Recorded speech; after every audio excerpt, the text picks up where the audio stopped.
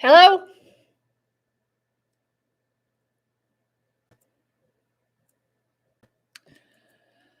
Okay. Hello, everybody. One second.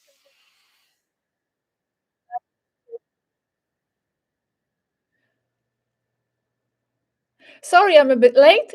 There were technical difficulties. I'm going to see if I can hear myself. Let's see.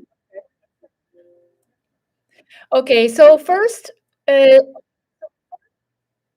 let's go through some technical checkups. Okay, so I suppose you can see me. Can you hear me? Please say yes or no. We can hear you. Thank you very much, Cosmic Mind. Hello, everybody, and thank you. Okay, please do not ask any questions yet. Thank you very much. Okay, cool. Okay, stop. Thank you very much. We got it. Okay, yes, great. Now we are going to start at 9 p.m. our time, which is in 15 minutes with English section. Okay, it's gonna go for about 1 hour and 15 minutes, more or less. More or less. Uh, Now, let me just go very fast through some basic rules, which I know you read, but I see that some of you are not paying much attention to those rules, and that's very important that you do because it will make our job easier. Okay, first of all, make your questions short and precise, okay, not very long. It's very important. Then nothing personal, okay? Am I like star seed check? This is for everybody. This is for the whole world and for the community, so it has to be beneficial for everybody. Do not or try not to ask questions that were all covered somewhere. I know it's very difficult to know what's covered, so don't stress, okay, too much. If you are asking something that was covered, just try. Just try. Um, Now, do not repeat the same question over and over again, okay? Some people want really desperately to have their questions answered, so they copy paste the same question, but that's just going to clutter it too much, and it's going to be annoying. You can repeat, but you sense don't saturate it. Now, do not ask any questions yet until I tell you, uh, because otherwise, because why I thought I lost it. Uh, well, I don't know why. Just do not ask any questions right now yet. I think very shortly, very shortly. I know why. Because nobody's looking at them yet. I think. Now, only caps for your questions. Capital letters. Okay, this way it's easy to see them. Do not use too many greetings to each other, please. Like, okay, because we have to focus on the questions. It's going to be very chaotic if it's just too many random chats and greetings. You can leave it for some other live. Now, very important, Mari is not in the live. Mari is not in the chat room. She's not reading your questions, so do not address any comments to her saying, thank you very much, Mari, this and that. I know that you want to express that, and it's very nice. I know she knows that already, so just focus on the questions. She's not reading the chat, okay? Very important. And now, um, do not ask any questions that are on dangerous topics. And I think more or less you should know already which questions you should avoid, okay? Because we will not be taking those. Now, when we start the English channel, the English live, it's all in English. Cuando empezamos en inglés, solo en inglés, ¿ok? No hablar español y no pasar ninguna pregunta en español. Now, do not ask any questions about other people. Like, for example, what does she think about this and this person? What does she think about this and that organization? Because we don't like to focus on that. We don't like to talk about other people. So that's very important. On top, above all, don't be discouraged if your question is not picked because there are just so many questions. It doesn't mean that your question was not good or not important. It was just maybe missed among many questions. Now, let me check something very fast, okay? And now I can tell you that Mari is online. She's ready to answer your questions. Do not ask anything yet. Let me just consult. Uh,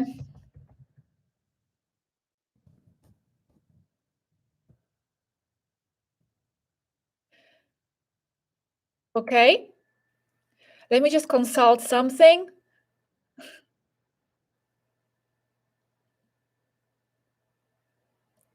And then we will continue.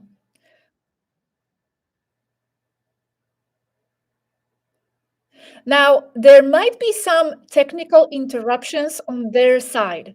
I'm just warning you in case, because apparently they had some telecommunication problems, and that's to do with the eclipse that is just happening today, and that's a coincidence. I don't know if it's a coincidence or not from the etheric side of things, but we didn't plan this, or they didn't plan this specifically today. Okay, okay, I'm just having the information now that the eclipse is gone, so no problems are expected. Okay, now I'm going to explain these rules very fast in Spanish, but now I can tell you that I'm opening the floor for the questions. Now you can go and type your questions. Remember, everybody else, do not say much, no greetings, nothing. Questions. Go. Oh my God. Okay. Good luck to the people, to our assistants. One of them is Matthias, and then others are anonymous, and they are going to be picking the questions. Okay. I am not looking at the questions. Mari is not looking at the questions. So let's see what happens. Now, meanwhile, as the questions are being picked and Mari is responding, I will briefly explain these rules in Spanish, okay? So this gives her time to start writing. Okay, 1 second.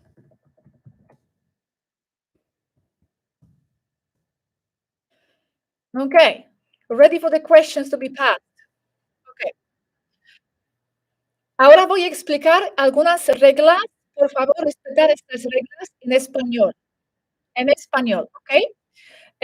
Mari ya está en directo y se empezaron a pasarles preguntas en inglés. Ahora ya mismo veo que ya está primera pregunta, okey, primera pregunta interesante, pero antes, quiero hacerles ciertas reglas, por favor, respetar estas reglas. Primera, por favor, preguntas cortas y precisas. Largas son súper imprácticas para este formato de comunicación. Número 2, ninguna pregunta debería ser demasiado personal, como por ejemplo, si estoy en la inmersión tageteana porque lo siento y tenía un sueño, ¿podéis confirmar? No, tiene que beneficiar a toda la comunidad, ¿okey? 3, intenta no preguntar nada que fue ya hablado en uno de los videos de Mari o nuestros. Ya sé que son muchos videos y a veces es difícil saber, pero, intentar. Eh, si tenéis duda, pues pasar la pregunta y ya está, no estresaros demasiado. Después, no preguntar la misma pregunta 10 veces. Y ya sé que estáis muy emocionados, pero algunas personas lo que hacen es copiar, pegar, y eso es como un spam, ¿ok? Seréis bloqueados temporalmente por spam. No hacer esto. Repetir, pero es con sentido común. No saturar el chat y ser respetuoso a otras personas. Toda la pregunta siempre en letras grandes, mayúsculas. Ahora, cuando van a empezar a pasar preguntas en español, ahora hablo para español, no hablar casualmente, no mandar saluditos y corazones y no mandar, importante, mensajes para Mari.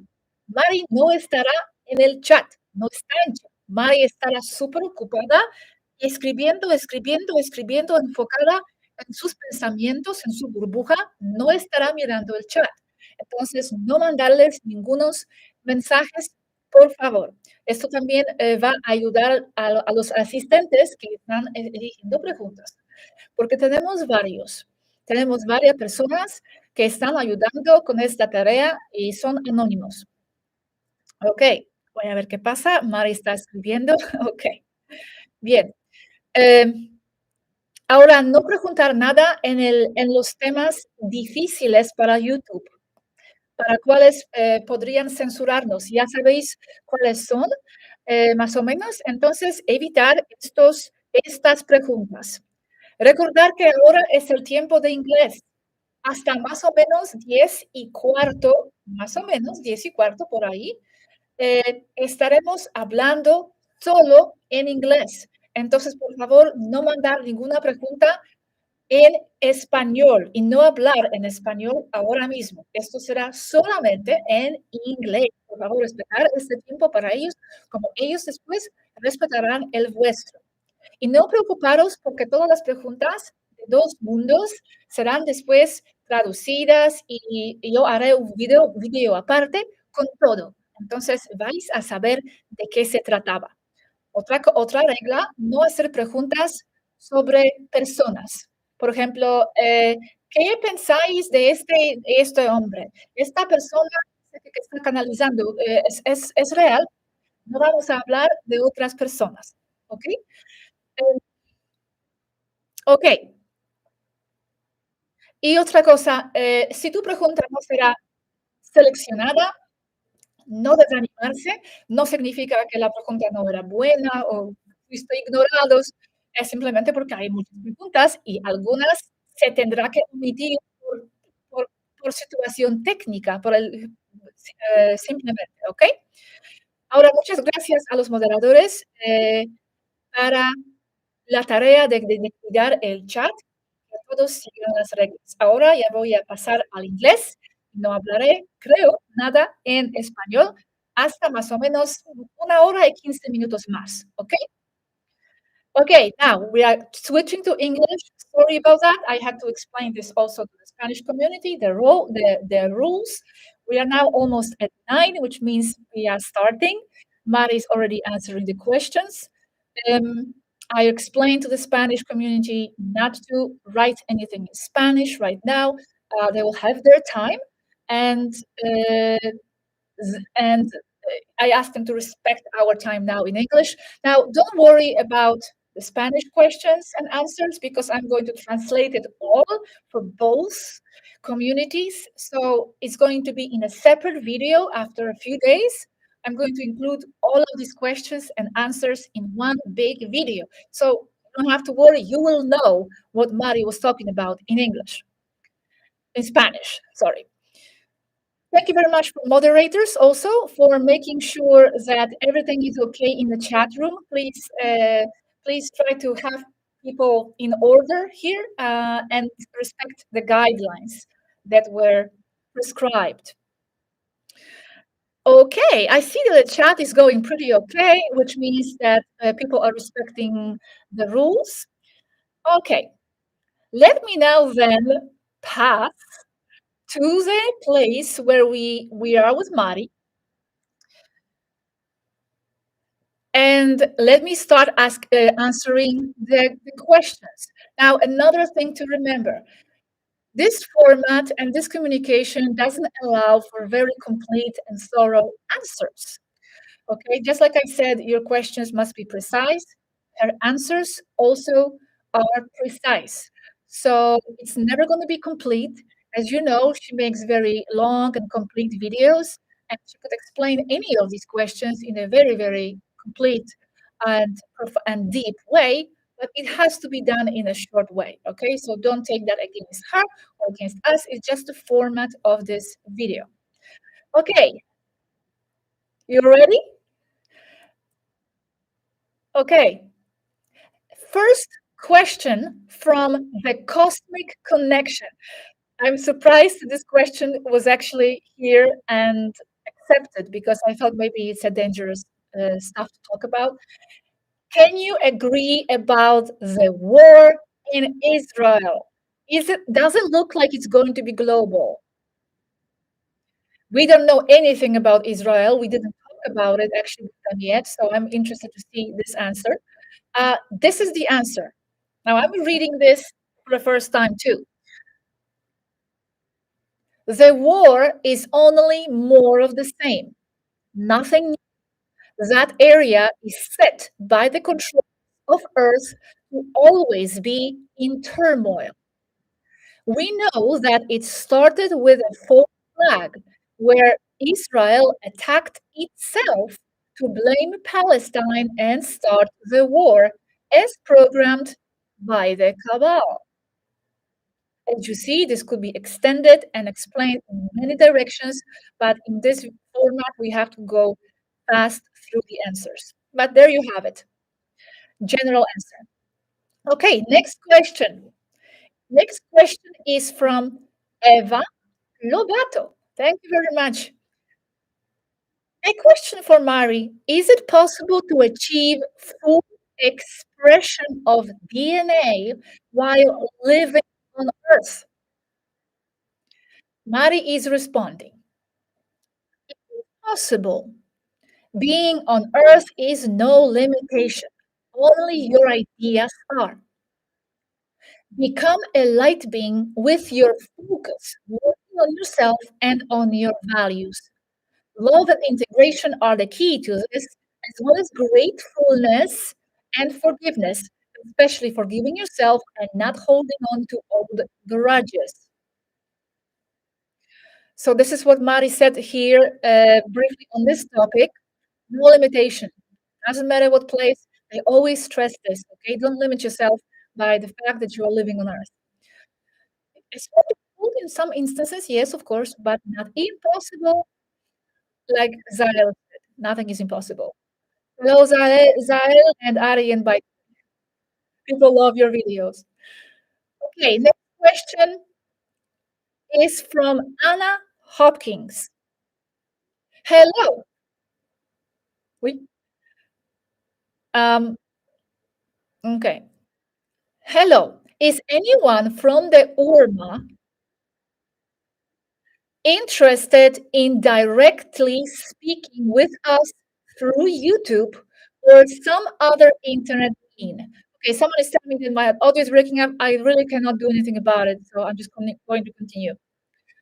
Is anyone from the URMA interested in directly speaking with us through YouTube or some other internet means? Okay. Okay. Answer. The URMA have physical limitations that make their interaction through human technology, through human technological devices and interfaces a bit difficult. At this time, they do not attempt to contact humans, starseeds or not, in any direct way. For now, I am grateful Ari has decided to use my channel for sporadic URMA messages. Okay.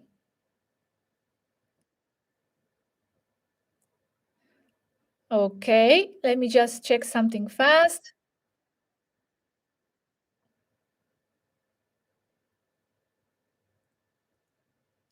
Let me just turn off my audio just to see how. Like, hello, one test. What's that? Hello, am I using the microphone? Yeah, I think I'm using the microphone. Okay. Am I using the microphone? Yes, because the, the voice is. Never mind. Let me continue. Okay. Next question is from Sabine Lange. Is there hope for humanity? Will we be let alone and live without manipulation from other races? Answer. There is hope, and not only it is its destiny. Interesting. But the masses and each person in their own time must evolve in mind, spirit, consciousness, and ethics. They must evolve and grow on their own. No one can do the job for them. Although starseeds do influence large masses of people simply by existing there and through their good work. There will be a time where the dominant frequency on Earth, the one of the collective consciousness, will be such that it will force all the rest of the people to advance with them. Isn't that just amazing? This is this is why we are so important. All the star seeds, no matter how useless you feel. Now, I know you don't mind, you probably don't want me to make my personal contributions to this, but I, in a way, must because remember, Mari is writing, so it takes time.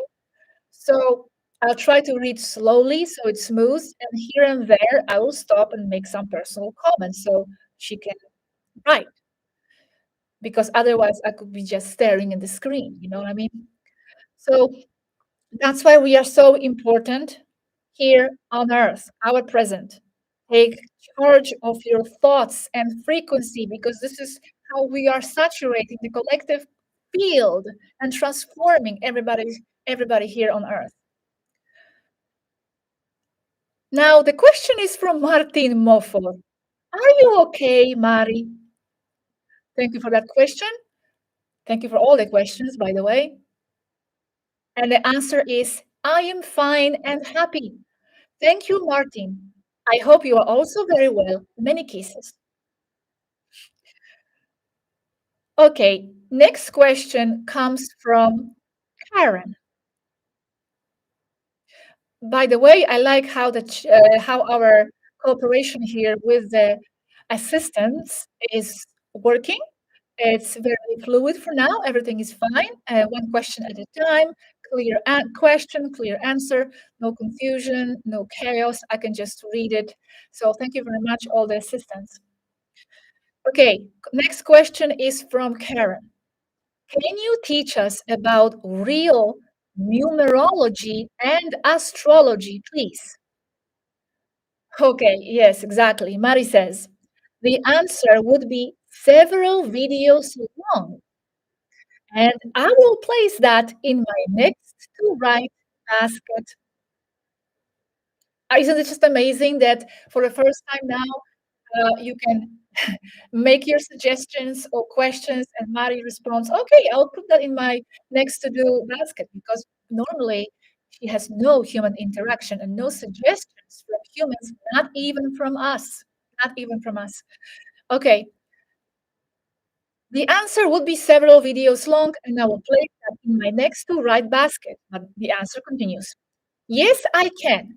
But what I can say here in short is that basically you can turn things upside down regarding astrology and you can get a bit closer to the truth, where the planets and the cosmos is there in those exact positions when you were born because of you and not you having your attributes because of the planets and stars. Consciousness, the soul, has priority. They are not existing by chance, I think it was meant, not existing by chance or in any deterministic manner. That is true. And we talked about this actually in one of the videos on astrology where Yaski was explaining this. Um, so thank you very much for your question. Thank you for your answer. Liminal Mind says, we love you, Pleiadians. How can we help you too? Okay, Mari says, if you are interested in helping us, you will know how. Chances are you already have. Just be yourself and focus on becoming your best version. That is a beautiful gift for us. Love and hugs to you. Thank you very much. Let me just check on the chat. Thank you very much, all the people in the chat. We have about 1,500 people watching. That's a record. And of course, the occasion deserves that record. Amazing. It's a surprise even for me. Until yesterday, I didn't know Mari would be online. Thank you very much, all the contributions there in the chat. I'm sorry, I'm not looking at the chat, so I cannot thank anybody personally. Now, about that last question about the Pleiadians, Mari didn't say anything. Of course, they will never. But I'm always correcting people. It's like getting Pleiadians because Pleiadians is so general and there are just so many races. But thank you for the question, of course, nevertheless. Okay, how is the chat going? I see it's not going overly fast, which is good. Thank you very much, all the moderators. Now I see Emma. Thank you very much, Emma. Um, remember the questions in caps. If it's not in caps, they're going to think that it's just a random comment. They will not look at it, probably. Caps. Okay. Now let's read next question. Now this is going to be quite intense. We are only like 10, 15 minutes and we have 1 more hour in English and then it's going to be in Spanish. Mari will be really, really tired. Okay. Next question is from Monica, Argentina. Thank you. Do you think the official story about the Great Flood is also a lie from the Federation? Why didn't the positive races prevent the water from falling onto the earth? Okay, Mari responds. It may be a lie, yes. The problem with it being a lie is that, unlike these other things, the Great Flood did leave a lot of evidence of it having really occurred. I mean, it looks like there is no way to get around seeing that it is real. And there was not only one flood, although we are talking about the largest of the fleet, 6 different floods on Earth. The positive races could not prevent it from happening precisely because they were weakened. But the cause of the flood in the first place, and that is the war and destruction of Tiamat, and that is indeed the shady part of this story. Okay, I think I read that a bit wrong. The positive races could not prevent it from happening precisely because they were weakened by cause of the flood in the first place. And that is the war and destruction of Tiamat. And that is indeed the shady part of this story. Now, Mari mentioned there are 6 different floods. I wonder if it does have any relevance to 6 resets, if that's anything to do with that. Mari, by the way, if she can hear me, I'm not sure because I know she's not in the chat, but maybe she's listening or maybe not. Because she's focused. But if anybody who's listening from the team, tell her to take it easy and do not go overly fast. It's okay. Someone's telling me about the microphone again. I cannot reset the microphone. No, this microphone should be working because it's a good one and it always works. This microphone never fails. So I don't understand what the problem could be. It's not possible to reset it in the middle of the live. I will have to close it and have a different link and all that. Okay. I don't know what you are hearing because when I open my audio, it works. I hear it perfectly. How about if I take it out? Okay, how about this? Can you hear me better, perhaps? Perhaps I will hear it like this. I will keep it like that. I hear myself very well. Okay, better. Okay, I will keep microphone like this then. Okay. Let's continue with the questions. Okay, thank you very much. Okay. Just remember, don't worry about these breaks. I'm not reading the answers because Mari is writing there anyway. She needs time. So I need to have these moments to, occupy myself with something else so she can dedicate to writing. Okay, now we have a next question, and it is from Picato. 75. The question is following: music in Taygeta. Do Taygetas have the same?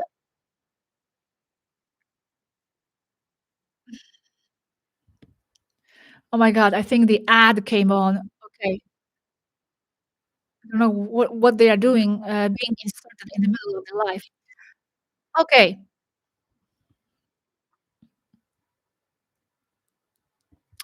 let's continue writing. Do Taygetas reading?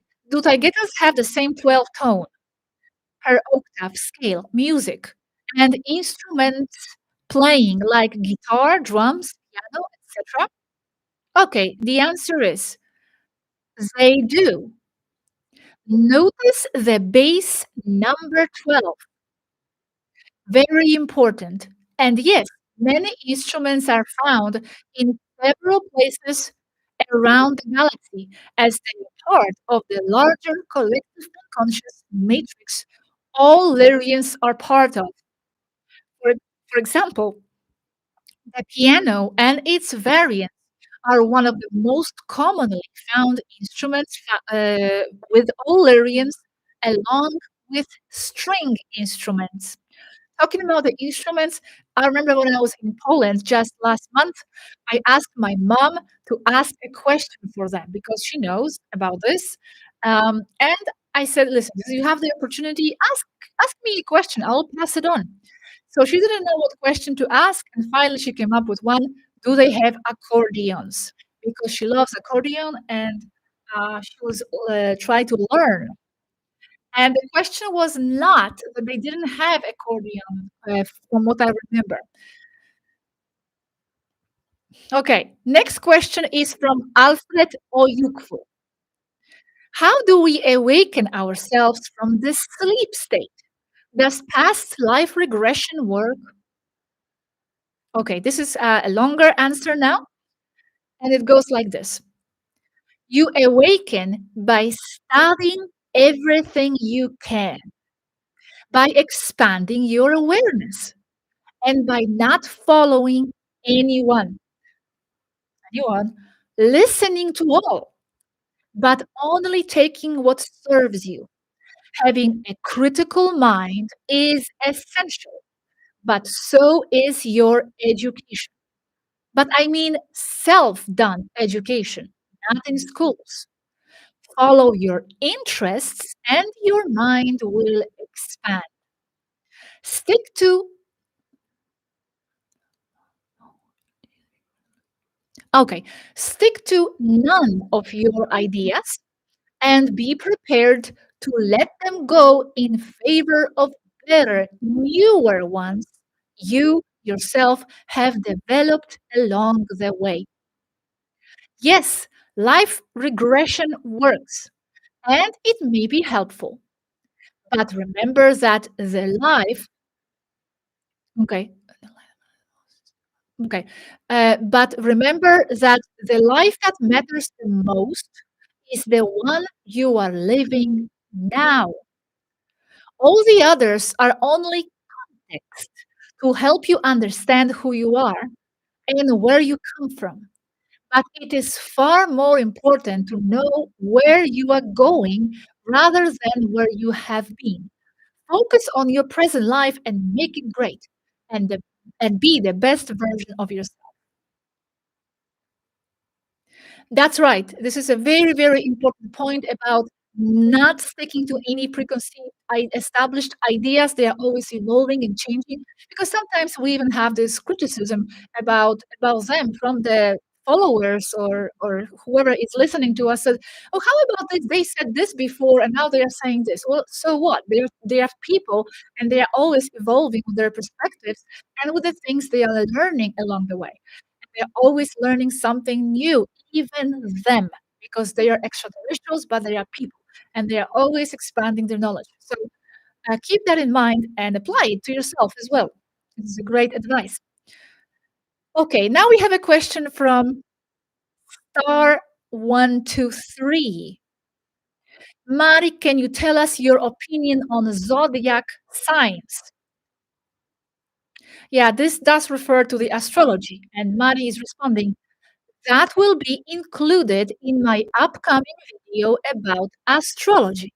But I can say that there are more signs than the ones you are told on Earth, where there are usually only 12 or one more, 13 zodiac signs. But remember that there are a lot more constellations and stars in the galaxy, and everything is connected. Great. Thank you very much. Uh, just remember when I'm reading this, I actually don't know what she wrote. I'm just like reading spontaneously. I don't have time to read it to read it myself before I read it to you. So I am reading this live with you. And actually, you see, this is the whole point of doing this way, because I saw some people said, why don't you just accept questions before, and this way they have time to write? But this defeats the purpose of doing this live. Then it will be just like any other video where I am announcing, hey, I'm collecting questions in this and this topic. Athena will respond, and then they have time to prepare and answer, and I put it in the video.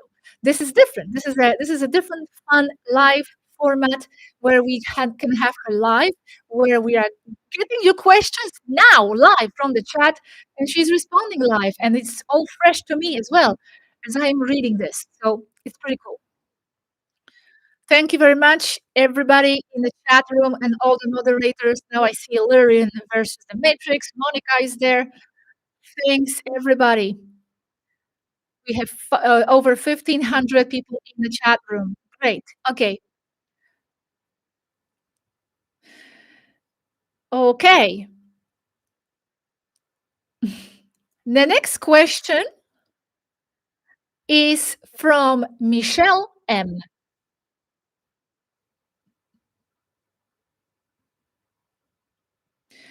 Is remember, some questions probably were using translators or written fast. So is a being's free will being respected if you consider the higher self's consent over the physical consent? Could this affect the energy worker in a negative way? That is, spirit release work on others. Is a being's free will being respected if you consider the higher self's consent over the physical consent? Okay. Not easy to answer some of these questions very fast. And Mari is accomplishing it. Okay, this is the answer. You must become your own higher self incarnated. Follow your dharma, your true life purpose for that. Mari made a video on dharma. Please refer to that. It was called Karma and Dharma. Early, she made that video before. You must become your own higher self incarnated. Follow your dharma, your true life purpose for that. In the end, there is no difference between your highest self and who you are today.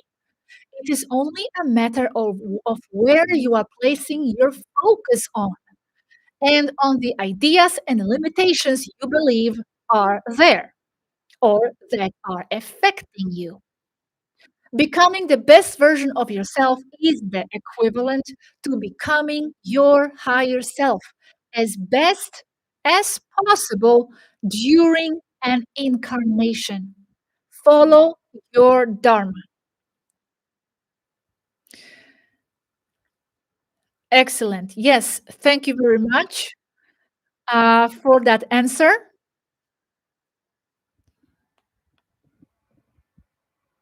Okay. Thank you very much, everybody in the chat room, sending your contributions. That's great. Remember the questions only in caps, please. And thank you for not saturating the chat with random casual talk. Okay. Let me have a sip of something.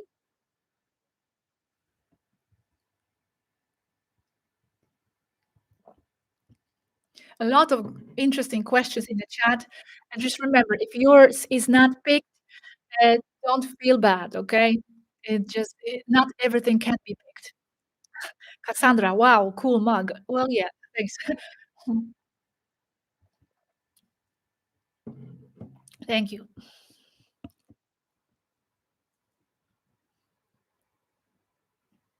Okay, now the question is from Danny. Mari, how do headphones in Targeta work? Do they allow your whole body to be immersed in the music? Okay, the answer is this. A headphone is only a headphone as they are on Earth, although they do not need cables nor Bluetooth. In Taigeta, we have sound systems and sound cocoons that are like medical beds where you are immersed in the positive vibration of the music you are enjoying. That sounds very interesting. Sound cocoons, like medical beds. Very cool. Very, very interesting. Yes, I must say when I saw that video that Mari published on the sound system, I also prefer to listen to music through the speakers. I always have, and it's true. And then I didn't really know why, but Mari said that in the video, and that's exactly why. Because the vibration that's coming through the speakers, I feel like it's affecting my whole body. When it's coming only from the headphones, I feel like it's concentrating in my head, in the brain. It's like too much, but it's not spreading towards the body. But through the speakers, my whole body is picking it up. So it's a different feeling. Yes. Anyway, now the next question is from Aaron Darvish. The question is, what aspect of your experience on Earth would you say was the most memorable? This is a short answer. Getting to know beautiful people like you all is definitely the most enriching and memorable of all the experiences I have had there. So yeah, basically that, making friends, meeting people. She was here on Earth, for those who are new, 5 years as a step down. She lived here, and it was explained in one of her early videos about who is Mari, how Mari got here. If you want to check it out, by the way, her channel is Swaruu Oficial. It's like official, but with one F from Spanish, where she shares videos every single day, one in English, one in Spanish. And she lived here with her mom as a step down for 5 years. Okay, next question is from Helena Celeste. Why is there prime directive in the lower astral? That's actually a question that I have written down somewhere also to ask from. It was a question from someone. Is there a prime directive applying to the lower astral? As you know, there is stuff happening in the lower astral, wars and all kinds of conflicts and chess games that then reflect onto the physical plane. So if the prime directive applies here, well, does it also apply in the lower astral? So the answer here is it is supposed to apply to all planes of existence, but generalizing, the lower you go in existential frequency, the less it is respected. And the higher higher the gray area in between controversy. And it is in that gray area where we are now, all of us here, you there. Good answer, great answer. Um, so I guess that responds the question, is there a prime directive in the lower astral? In theory, but it's not respected there in the lower. The demons, the lower astral entities, they're not respecting it. They're going to be respecting what the Federation says. Okay, next question from Matthew Robinson. Is our DNA strong enough to deal with nanotechnology in our food? This is a bit sensitive topic for the YouTube, but let's read the answer without going into further details. Um, it is not. We are as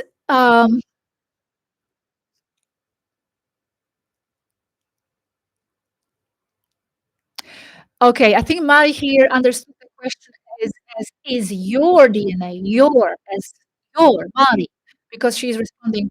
It is not. We are as vulnerable as you are. We are only more people.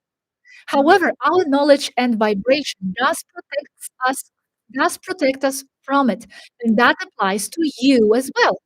Be wise and don't eat things just because they taste good. That is the trap. I'm in that trap myself also, I will admit, sometimes I am not free of uh, eating bad things, okay?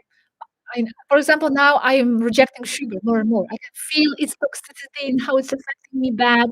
I cannot have it in my system anymore, but I still have something sometimes, every now and then. Okay, next question is from Vero Ortega.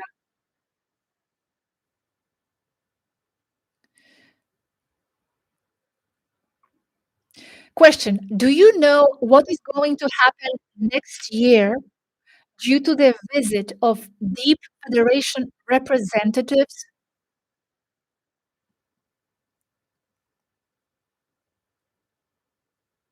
Okay, sorry, my mind is getting distracted because I'm thinking about the last question. Okay, sorry, I flew away for a moment. Um, do you know what is going to happen next year due to the visit of Deep Federation representatives? Okay, Mari is responding. We speculate only. We believe that they will come with the same entitled attitude they always come with, as if they knew better when they are not here, when they are not even here looking at things from a real perspective at the ground level. We still do our best not to be affected by whatever their visit may bring. Hugs and kisses. Okay, let's look at the chat. There are a lot of deleted messages. Okay.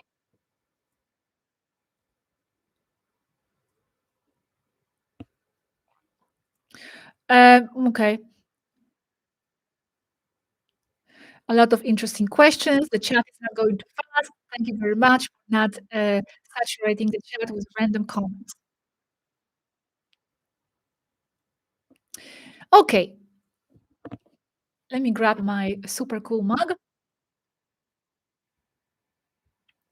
It's getting destroyed though. You see on this side, this is not dirty. It's like permanent damage already. Okay, it is 9:32. Oh my God, I'm gonna be exhausted. And 9:33, and we have more or less 40 more minutes to go. As you see, actually, we are doing pretty well. A lot of questions are being answered. We were thinking maybe it's not enough time, this is gonna go too fast, but I think a lot of questions are being answered. And remember, this is also in Spanish, so a lot more questions will be provided for that whole video that I will make. Thank you very much, Andrea Sol, and thank you everybody there with your comment. Thanks, San. Thanks, Zan. You ask a question that is a bit personal now. Thank you very much, Cassandra, as well, and everybody else there. Okay, let's go back to the Mari's place here where she's leaving me the answers. Okay, next question is from Sam May. Mari says children are especially vulnerable to parasitical entities. How do we protect our young children as starseed parents? Mari says this: avoid exposing them to places or to situations that may hurt them. Remember that psychological abuse is also promoted or prompted from the side of the lower astral. Do not take the children to funerals or to government buildings or any strong matrix empire cabal place. And overall, beware of who is teaching them at school and the dark agendas that are being imposed there. Believe in what your children are telling you above what the teachers say. The children are top priority. Important question and a very important answer as well. Thank you very much. I'm thinking, and I'm just saying this to the assistant, if we finish when we finish the English part, maybe we can do a short break because we did start a bit earlier, like about 10 minutes earlier. So maybe Mari can have a little bit of break, even if it's just 5 minutes from writing. So suggest it to her. I can occupy people's time here. Okay. Next question is from Jen. If time isn't linear, does it mean we don't actually have past lives? Interesting metaphysical, philosophical question. And let's see what Mari says. Okay, that is correct from certain points of view that are perfectly valid. For example, you can see your life as an eternal continuation of one single existence, where each incarnation is only a change in clothes. Not past lives, just one, just changing clothes. You do go expanding with your experience as you go along, but only from your personal point of view, as you are already source. Then your voyage of soul expansion is only an illusory trip. From the most expanded point of view, from the most expanded point of view, the only thing that exists and ever existed is you. And everything and everyone else is only ideas in your cosmic mind. From this point of view, there are no incarnations, only changes in clothing, in skin, same soul inside. Very good. I like this answer. Makes sense. I understand it. Yes. It's all, again, all depends from what platform you are looking at each question here. Okay. Next question is from Krishna K. Can you describe a typical day in Starship Toleka? That would be too long to answer. And as Mari here says, I will, and that is one of my upcoming videos. I am planning to write that in detail in the next few days. So please stay tuned. Hugs and kisses.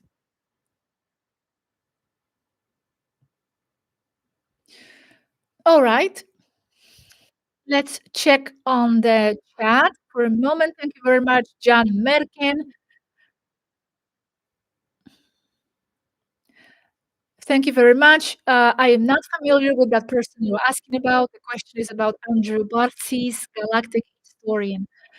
Um, or maybe this was a question for Mari. I'm not sure. Uh, but it will have to be pasted to her. Okay. I like how the chat is going. It's not overwhelming. So this is very good.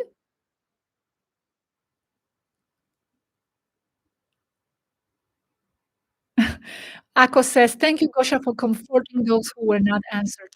Well, many of you, most of you probably will not be answered, but that's just because there's just too many questions. Nothing personal. Kind of, it's like a lottery sometimes, okay? It's just like a lottery. But enjoy the process, nevertheless. I'm not reading the answer because I don't have it yet. So enjoy the process, enjoy other people's questions because they are all cool and fun and important. And I'm sure you are learning from other people's questions. I am actually always learning from other people's questions a lot. That's why I like to open the floor to you, which sometimes we do, like, hey, we talk about this and this with Athena, Riaski, ask me your questions. Because you are asking things that would never occur to me. And if they don't occur to me, then the answer will not be there. So sometimes you need a special question to have the answer. So let's look at the next question. This is from Chris Starr. Thank you very much, Chris. And the question is advice for star seeds with a deep desire to share their message on YouTube, but are worried about censorship and blocks like limiting beliefs. Mari says, my advice is go for it, but my advice is go for it. Please, please. And she says, please in a capital letter. Please, please. And even if you feel you are not ready, because you will never be more than, oh my gosh, there was just like a window. I think that's a storm coming or something. Okay. Yeah, the rain hits the windows. Okay. Okay. Please, please. And even if you feel you are not ready, because you will never be more than what you are now. And you will go figuring out what to say and how to say the delicate things along the way, much as Gosha and I have managed to develop. You can say a lot with side words, yet the algorithms are so clever that even this way, you might get censored. But we are smart. We smart little biological beings like us, we will prevail. Be strong and go for it. We need more of us doing the good work out there. One second.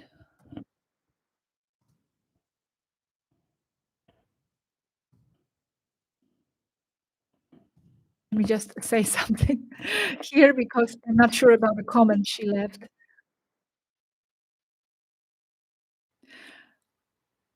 But this is true what she said, you know, you feel you're not ready. You think I felt I was ready when I started this. I was just a normal person, you know, teaching English at private school in Barcelona, and I was just, you know, just a person. I was so wanting some kind of a contact from the extraterrestrials. I was reading Dolores Cannon books and other books, and I would never, ever in a million years imagine that I'll be doing this now. I wasn't ready or I had no preparation, but you just go for it and you learn as you go. I had no clue about making videos. I learned everything by myself, and so did Robert. So go for it, okay? If you feel the calling, you must do it. Now, okay, Mari made a comment here, but I'm not sure if I'm supposed to read it. So let me just wait. The next question is from, okay, thank you very much.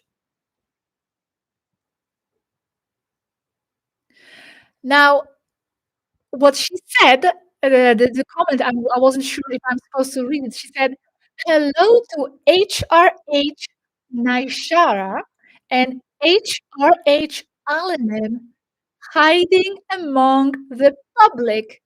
Wink. Hiding among the public?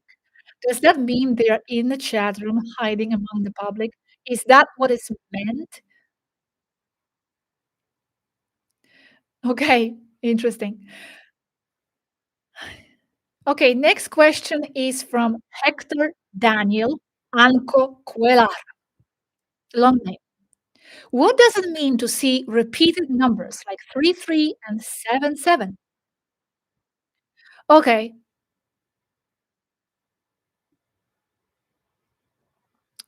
the answer is although there is a lot of collective unconscious programming, those numbers hold a meaning mostly for the person who is seeing them, and each subject must interpret what it means for him or her.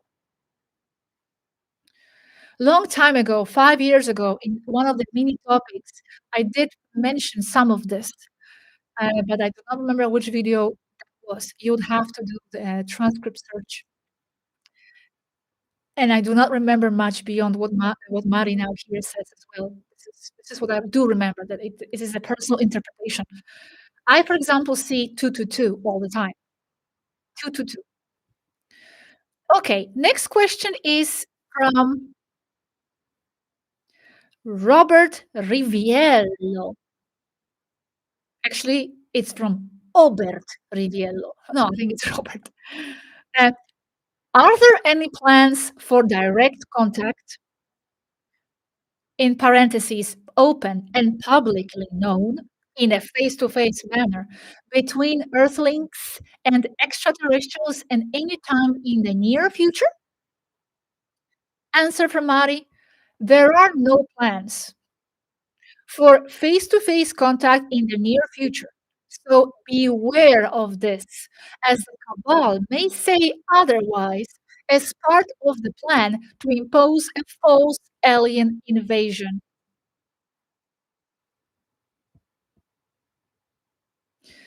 Carmen M is asking, how can we best trigger our memories from our previous lives in Pleiades? Hmm. Answer: through meditation and past life regression. That is the only way I can share now, and that does not involve technology you do not have there. That is the only way I can share now, and that does not involve technology you do not have there, which would mean there is a certain type of technology that could trigger that. Interesting, and it could be expanded in more directions, as you see. Also, I remember, hello to Kila, by the way, Kila told me some time ago, a long time ago, a few years ago, that one of the ways to trigger memories is also pay attention to your imagination. Like if something you imagine, it's not just your imagination, because the reason it came to you uh, is because probably maybe it has something to do with the memory. So it may actually like wake up and trigger and activate more memories if you pay attention to that, what you imagine. However, there's also a danger here, like actually Cassia said in one of the videos about extractions and the problems, is that here in the 3D without that memory, there's a lot of 3D human context that we might be filling in.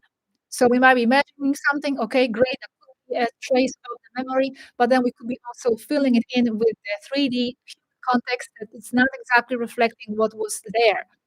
So it's not an easy answer here. Okay, next question.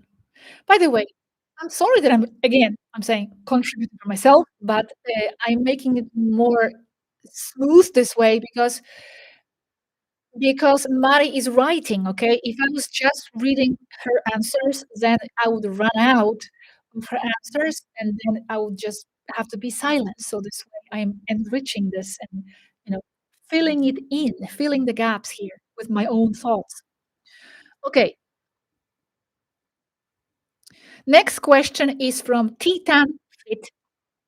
What do you think is the greatest secret the cabal would not want us to know on Earth? Thanks for everything. Interesting question. Okay, Mari responds: the greatest secret is that you are in control of your lives, even if they want to make you believe otherwise. What is going on in the world is mostly false and done and only there to cause an emotional reaction in you. And perhaps the biggest secret of all is that if you manage to unite as one people on earth, all your problems would be gone and the cabal would either transform or dissolve. And next, You will be living in a true holistic society.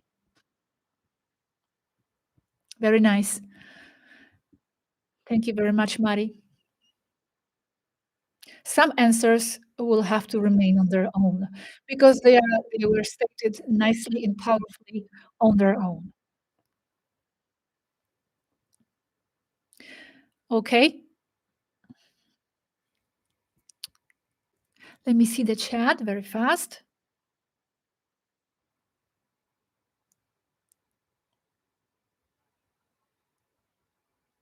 Oh, thank you very much, Robert, for doing your moderation there. Um, Gracias, Robert, por tu moderación. Okay, let's go to the chat with Mari. Isn't it amazing that we have Mari online? Isn't that amazing? I mean, this is historical. It is. Okay, the next question is this from Bruce. What is better for setting up protection grid around the house? Buried iron or amethyst? Answer is use a combination of both. They work well. And your intention. Intention. Intention most of all. My own contribution here. Okay. Next question is from Kestas.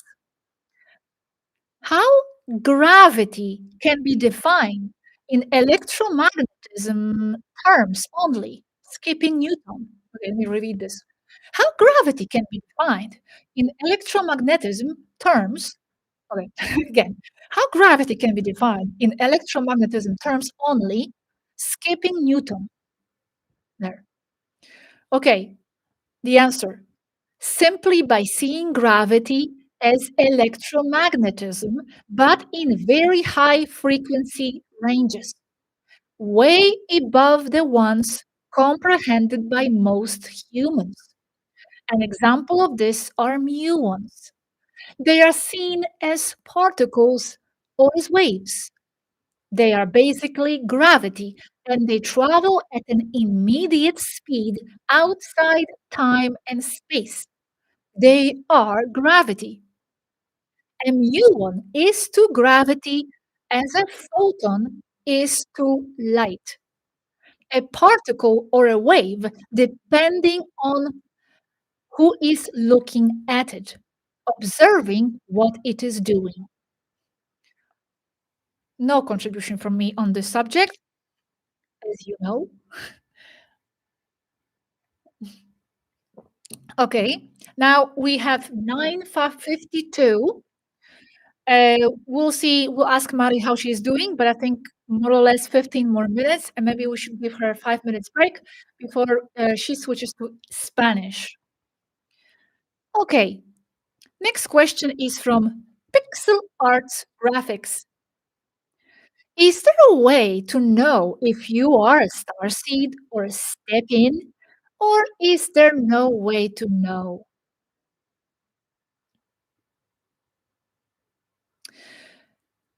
Answer. Technological means are a mess, and they are not trustworthy. You must realize that the only person who can know that is you.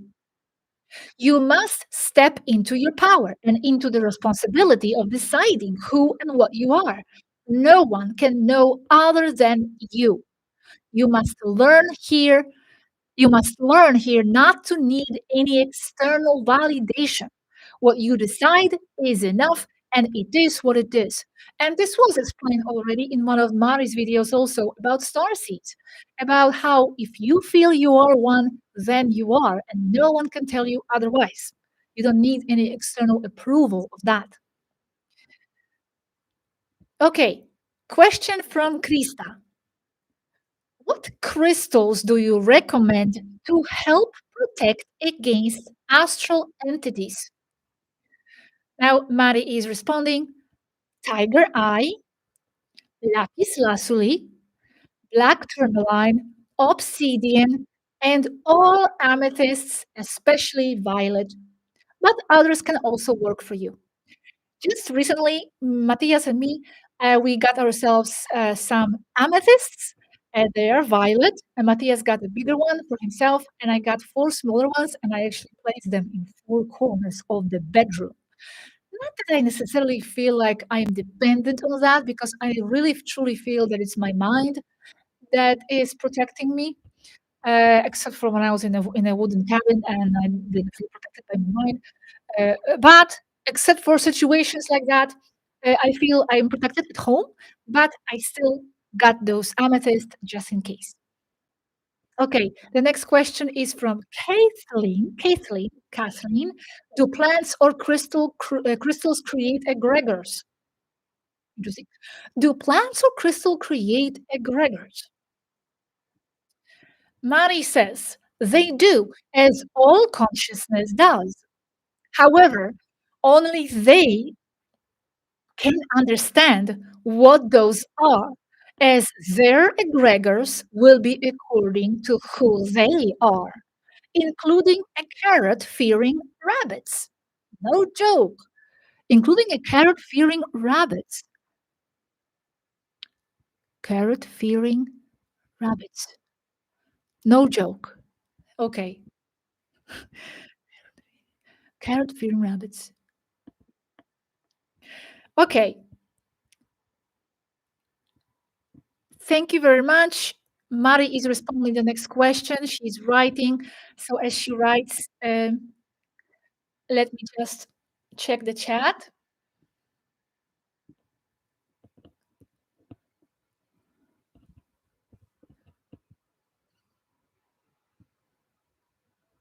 Gosha needs coffee. No, no, no, no. I don't drink coffee, by the way. I don't like coffee. Coffee doesn't do anything for me. I've never in my life drank coffee. Seriously. Not even, I didn't even go through one cup in my whole life. Oh, Utlaxi says, means if a carrot has fear, it can create an egregor. Ah, okay, yes, because I was a bit confused. Yes, if a carrot, okay. If a carrot fears a rabbit, it can create an egregor. That's right. I don't know. Okay, yeah, it's true. Now I understand why you say that I need coffee. Okay, okay. Yes. Okay. Now, next question is from Felipe Ota Escalona. What are the requirements for a society to be recognized by the Federation and to be part of it? Okay, the question is answered in the following way. The most basic rule is that society must be integrated into one planetary culture. This is no excuse for a new world order. And then it must be conscious of the existence of cultures outside its planet and have contact with them. This means that they must be interstellar or at least interplanetary. There are other lesser rules, but those are the basic important ones. Okay, if you ever want to re-listen to these answers, you will not have to listen to the whole live again. I'm going to publish them in a separate video together with the translated Spanish ones, okay, in a few days or so. And also the transcript will be available on our website, www.swaruu.org. So you will be able to read all these answers again. Okay, we have almost 10 o'clock, maybe 10 minutes or so, and we can have a 5-minute break if Mari needs it before we switch to Spanish. Okay. Belana is asking how to help those who don't know if Project Bluebeam really happens. Okay, Mari responds, in our experience, you can't, and neither can we. All we can do is share what we know to those who dare listen to us. But as said so many times before, you can take a horse to the river, but you cannot make it drink. I perceive your worry. Stay strong. Love and kisses. Well, that was an interesting sentence from Marino. I perceive your worries. Stay strong. Love and kisses. Thank you for the question. Thank you for the answer. The next question will be from Oscar Salazar. Mari is writing at this moment. Let me look at the chat. Thank you very much, Cindy and Happy Girl. Ya pronto en español, ya pronto, ya pronto. De momento solamente en inglés.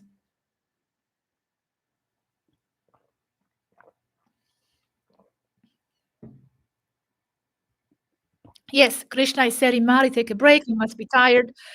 I know she was very excited to do this, but of course, writing, and especially after she writes every day, it must be tiring.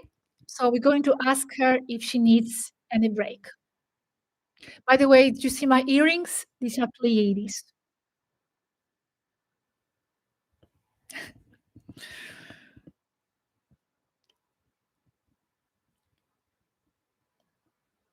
Okay. Okay, Mari is still writing the question. Oh, yeah, okay, I have it. The question is from Oscar Salazar. Which is the biggest starship that you know that is not a biosphere?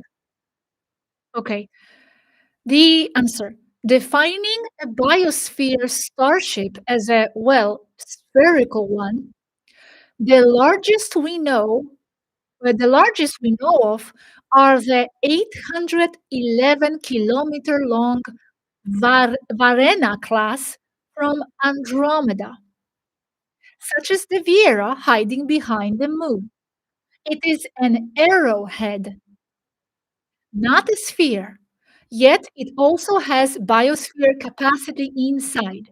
But then, so does a much smaller Toleka class from Taygeta, with only 1,734 meters long, also equipped with biosphere capacity. Okay. Now we have a question from Dominic D. And the question is, actually, I'm gonna wait because Mari is still writing. Let me see in the chat. John says, beautiful earrings. Thank you very much. Oh, I just had to say something because they are Pleiades. Well, actually, I don't know if they're Pleiades, they are stars, but they kind of look like Pleiades. Anyway.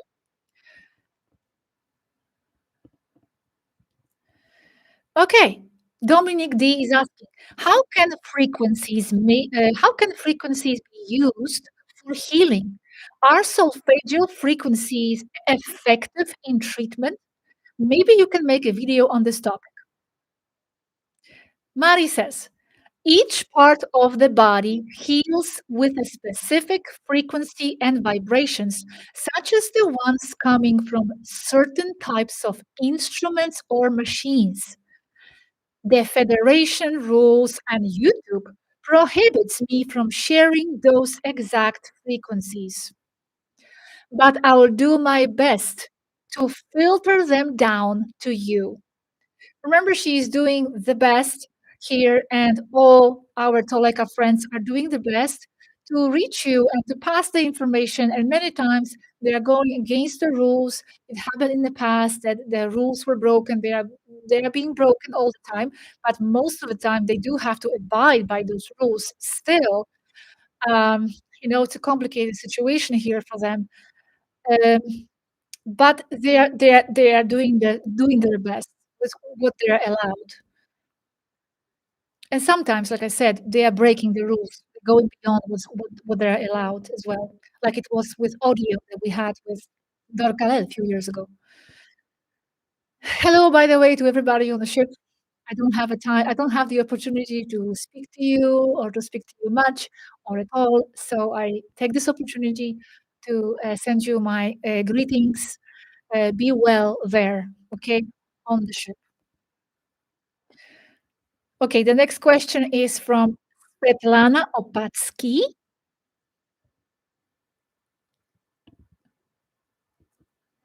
I see Svetlana around in the chat room quite often, so I think she's um, our our frequent uh, follower. I hate that word follower. Okay, 5 more minutes, more or less, okay, and we'll finish the English part. Mari is responding to Svetlana's question. It takes time to write the answers. Now you can imagine how when we are communicating with them, it takes time. It takes many hours. It takes a lot of energy for us and also for them, especially for them when they have to write and they have to write a lot. And it's a mental effort. It's draining. The computers are super draining for them. They are draining for us, but also for them, they are usually using eye protection. I know Yaski was using double glasses at some point to protect herself from the computers and its effects. One video that I present, it takes a lot of effort because there is a lot of writing and editing involved, and it takes time. It takes time to receive the information and chat, and not to mention Mari, how much time it takes for her to be publishing the videos every day and write. I know she loves writing. I like writing too, but it's still, mental effort when you have to think about what to write and put your thoughts together, etc. Now I'm rambling because I'm waiting for Mari to answer. Okay, it's not that I'm taking attention away towards myself. I just have to say something as we wait for the answer. Okay, now I have the answer. By the way, can anybody answer me? We need a break. Uh, do you need Mari break? Few minutes, 5 minutes. Someone let me know, please. Okay, the question from Svetlana is: if being human is living with limited perspective and experience through the five senses, what would you consider the six, seven, eight, nine senses we are not able to perceive at this time? What would you consider the six, seven, eight, nine senses? Okay, Mari responds this: I wouldn't call them senses with more numbers unless we define what they are, such as echolocation in bats or dolphins. But in general, the added sensory data I mostly talk about comes from the awareness of what is not in the physical, in the material world, and are the realms of the third eye, to call it somehow. Remember that everything is vibration matches. This means that you must be consciously aware of what you perceive to be able to interpret it. And this is only achieved with an expansion of consciousness and awareness you only attain through introspection and educating yourself as much as you can. Yourself, remember. She said that to me. Yourself, self education, remember. Okay, guys, anybody can let me know if we need a break, please,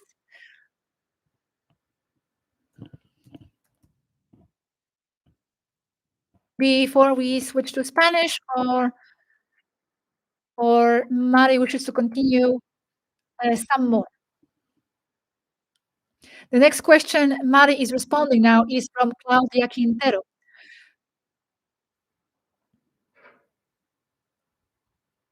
Interesting question. It's a bit personal, but it's okay. Interesting.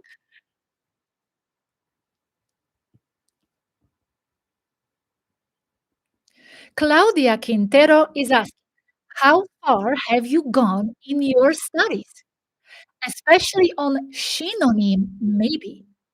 For those who don't know, synonym are female special forces on Toleka.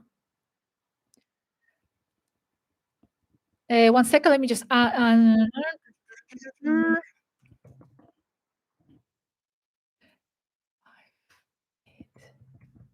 Okay, we're just coordinating here the break. Okay. Mari says, I'm good to go. Okay, well, in that case, do you want to continue, Mari, until 10, 15, 6 more minutes or so? Okay. Okay. 8 more minutes, she says, and then a little break. Okay, fine. 8 more minutes. Continue with your questions, please. 8 more minutes. Okay, the question was from Claudia, how far have you gone in your studies, especially on synonym? The answer, the physical training involving synonym type exercises and martial arts were postponed by the Taigetans and by my mom. Here she's referring to Athena Swaruu, our Athena. Until I am fully developed physically, as it could hinder my final years of growth. Remember, she's only 15 years old. And as for intellectual studies, I am hard at them next to my main mentor, Queen Alanin.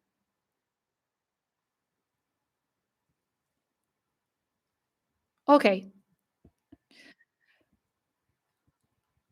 chicos, en español, vamos a continuar más o menos aquí 7 minutos más en inglés y después Mari va a tomar un pequeño descanso, pequeñito, porque está escribiendo, y cambiaremos al español. Ya sé que estáis esperando. Okay, next question from Samantha Johnson. Do you have dancing on your planet? Like we have on Earth, different kinds of dances? Okay, the answer, yes. All Lyrians dance. Perhaps that is one of the things, well, not all. I know some people here on Earth who don't dance. Okay, yes, all Lyrians dance. Perhaps that is one of the things that most define them as Lyrians. Yet, as far as I've seen, there is no place in the galaxy with such a wide variety of dances and music as the ones found on Earth. Yes, they love Earth very much for our variety of music, art, and all kinds of artistical expressions.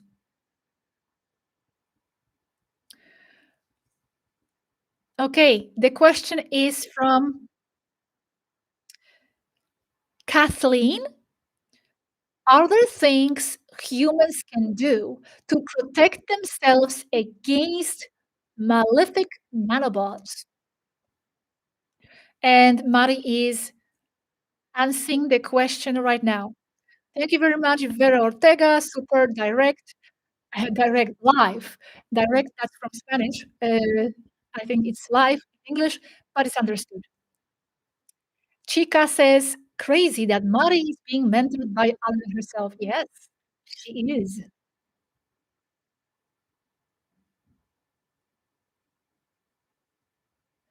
Okay, these are the final moments with Mari here in English. Okay, so any final questions? Please post them in caps.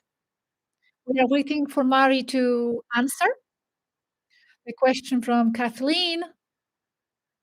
And very shortly we'll have a break and we'll pass to Spanish. Mariam, thank you very much, says, thanks, Mari hermosa. Thanks, Mari, beautiful.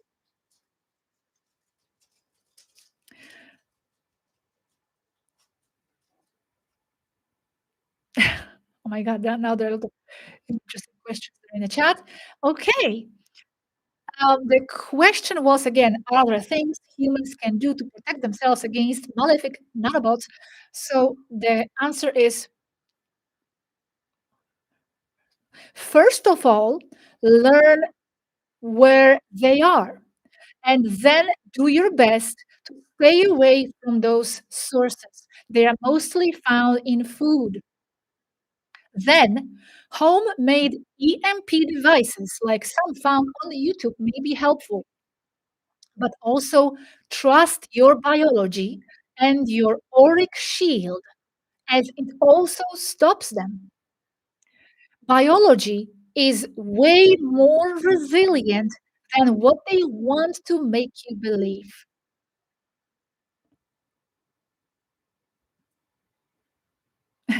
Now, the next question is also a lighter question, fun question for Mari, and it's from Zafira Bienestar Silvia. The question is, Mari, don't feel pressure to help us all the time. Let us know what you do for fun. I know some things, but I'm gonna let Mari answer for herself. Thank you, everybody, again. We have almost 1,700 people here. Let's see how this changes when we switch to Spanish, because I know that the Spanish community. Oh, I got the live. I got the stupid ad again.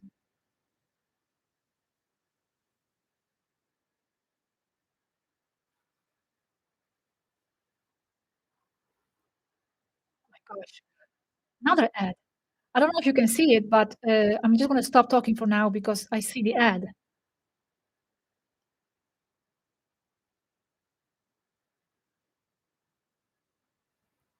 Okay, okay, the ad disappeared because I don't know, they are putting ads now in the middle of their lives, and sometimes it disrupts the flow. Um, okay.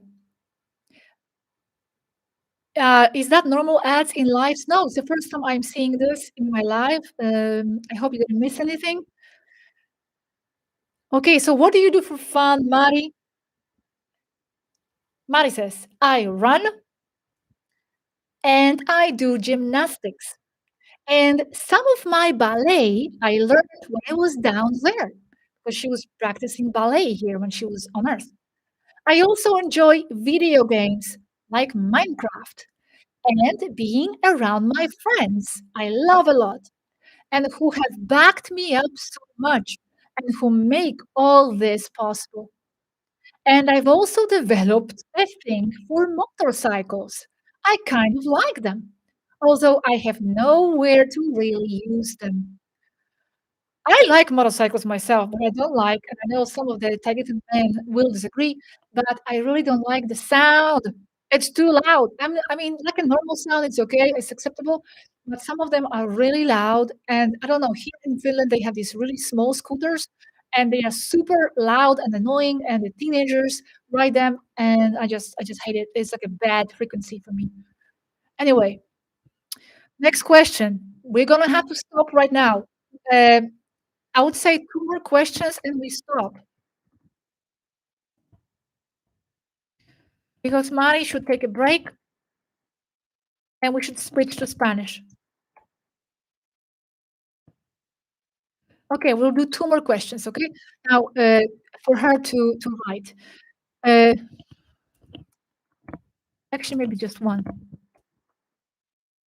Let's see what she says. Okay, now I have the question, 2. Okay, 2. Okay, 2 more questions. But before those 2, I have 1 here that she answered, and this is from Entorno Humano. I know that there is an alliance with Urma race. Do Taigetans have more alliances with other races? The answer, yes. The Taigetans have alliances with all the rest of the races in the M45 star cluster, that is Pleiades, as well as with the Urma Avion Council. Other than those, the only alliances would be the ones that are promoted by the Federation itself for cooperation purposes. Interesting question that is coming next. They are all interesting, but this one somehow draws my attention. John Adam is asking, how do Etorsans become the leader of 5D Federation? The Ethorthians are one of these races Mari talked about in one of her videos. They are present and important in the Federation, and they are the ones who will be doing one of the races that will be doing that December audit in the Federation. By the way, if you don't know about this audit, watch Mari's videos. She talked about it as well. In December, there's going to be some kind of representation of higher federation coming, and authorities will be one of them, and they'll be assessing the situation here, looking at us at the races that are involved with Earth, assessing what they are doing. And it's, as Mari explained, it's never really a good thing. So let's see what happens at the end of December. Okay, Mari is responding this question now. How do authorities become the leaders of the 5D Federation? Ya sé que estáis esperando, los chicos, unas 2 preguntas más que está respondiendo Mari ahora mismo y ya pasaremos al español. Creo que Mari tomará un poquito de descanso, un par de minutos, veremos y ya pasaremos al español. Paciencia. Okay, so, this is it. No more questions after this one.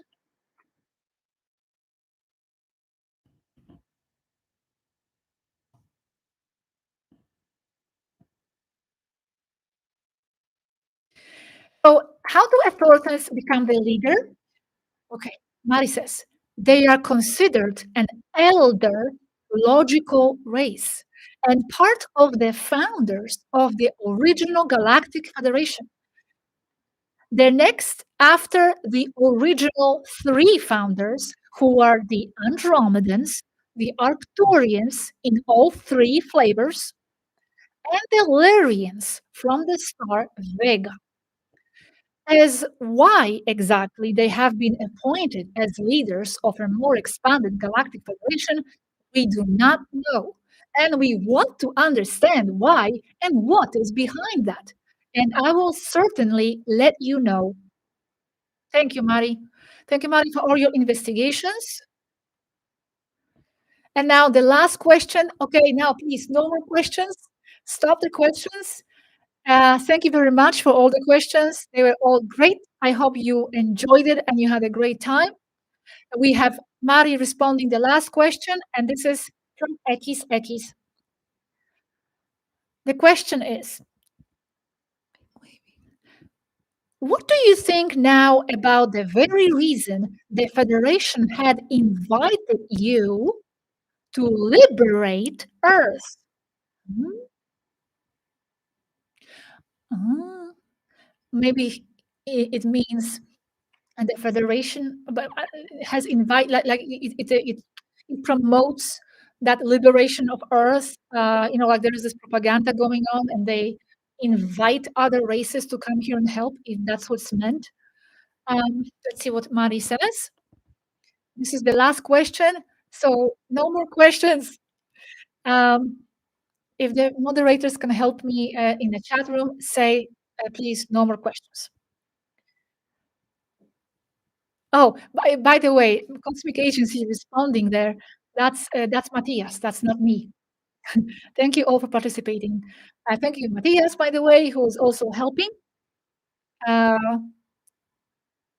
yes, Spanish now. Yes, ahora vamos a pasar al español ya muy pronto, esperar. Thank you very much, happy girl. She says it was amazing. Well, I hope it was helpful. Remember that the answers had to be concise. Every one of these topics can be expanded, and the whole video or series of videos can be made on any of these videos.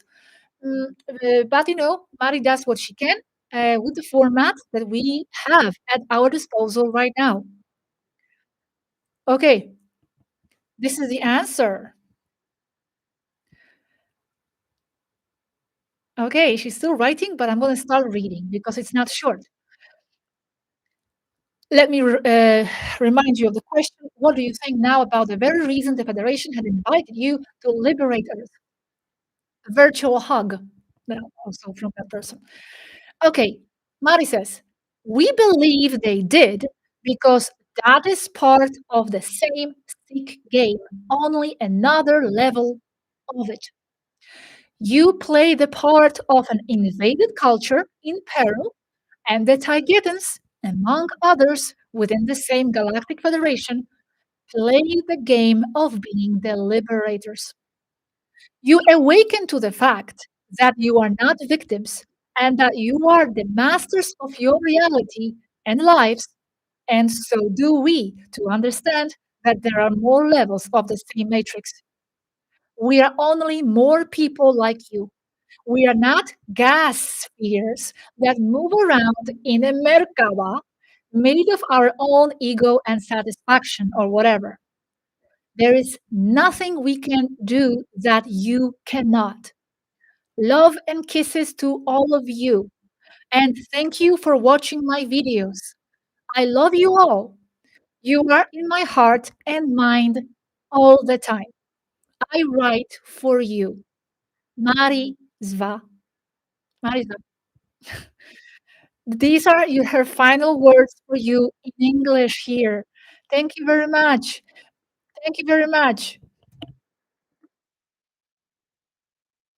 Mari, do you want to take a break now? I'm not sure if she can hear me, but someone can, so they can maybe ask her. And if so, how many minutes do we need the break for? Oh, cool. Okay, Mari, thank you very much. Thank you. She says 5 minutes break. Ella dice 5 minutos de descanso. Entonces empezaremos a coger las preguntas en 5 minutos. We are going to begin um, in 5 minutes. Okay. I want to take a little break too. Maybe look at the chat, drink some water. Okay. This is not so draining for me this time because I feel I am not really speaking myself. It's more draining for me in my life when I have to formulate thoughts and think what to say. It's more tiring. This way, I'm only basically reading and maybe saying things here and there. Sometimes it's affecting my voice a little bit. Sometimes, yes, but I think mentally I'm okay. Um, so, how did you like it? What do you think? Huh? Before I switch to Spanish, let's have a little chat here in English. Antes de empezar en español, voy a hablar un poquito más, un par de minutos en inglés con la gente. Yeah? Try to write in English. Uh, okay? Thank you very much, everybody, with your contributions there. Oh my God. Thank you for your super chats. That's amazing. Uh, that's really all very, very, very, very helpful. I appreciate all of you, all your contributions, all your support. Happy Girl says this live was historic, special. That was great. Thank you very much, Dynamite Spark. Thank you very much, Ivana. Thank you, Sam May. Yes. Wait, I'm lost here in this chat. R R R R. Thank you very much. Duro Max, Leilong. uh, Thank you. Kavita says, brilliant. Love and thank you all to all. We are getting closer to the Taigetans. Yes. And to Svarunians. Gosha, don't you need a break too? Well, I don't know. I'm just here. I'm just here. Thank you very much. I'm okay. Maybe I'll just speak a bit less. Yeah, Royal says, wish we can have more live sessions with Mari and with other Svarunian girls. Thank you very much, Anil. So brave from Mari to do this live exercise. Thank you. Larian says, just knowing Mari is connected is crazy. And Queen Alanim and Meshara are here. Greetings to you as well. From me, of course. But I'm greeting everybody also on the ship. Yes? Water. No, I'm okay. I'm not drinking much. Okay, thanks. So is my audio okay? In the end, yeah. In the end? What's the mean? What do you mean? And before it wasn't? No one was saying anything. In the early stages, it was cutting off here and there syllables. That's weird because that's definitely not my microphone because this is always working fine. Maybe we do have some interferences. Who knows? A friend of Swaruu says, I love the questions. Um,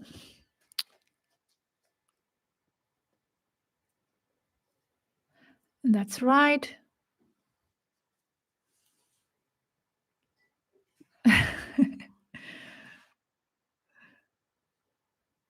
Yes, thank you very much, everybody who's helping with passing the questions, because I think it's been excellent. Excellent because it's not chaotic, it's very ordered, and it gave me enough time to read and to maybe, fill it with my personal comments. But I think I wasn't rushing or it wasn't too slow either. So that's just my perception. Thank you very much, everybody, for your help up there and down here. Okay, we are waiting. Well, we are not waiting. We are allowing Mari to have her break.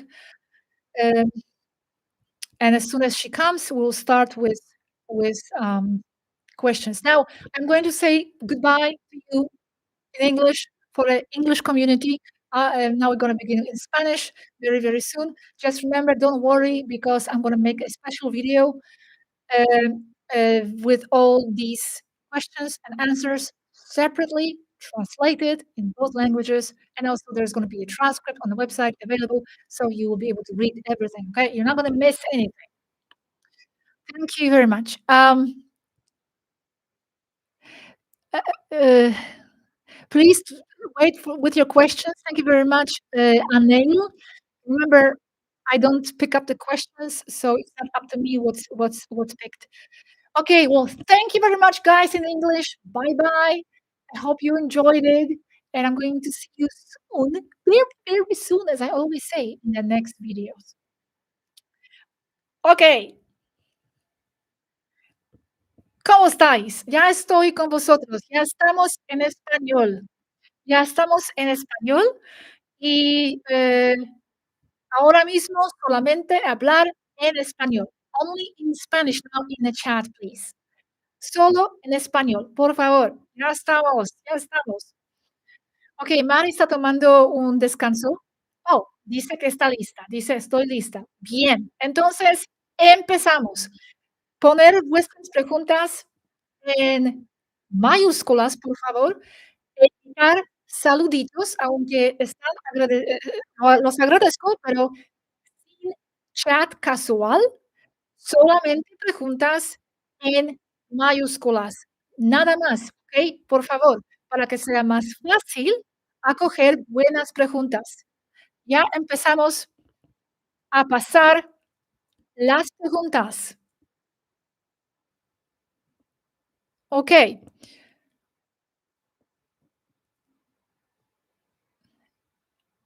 Recordar que Mari no está en el chat, no está mirando el chat, entonces no hace falta decir nada a Mari aquí directamente en el chat, ella no está viendo nada.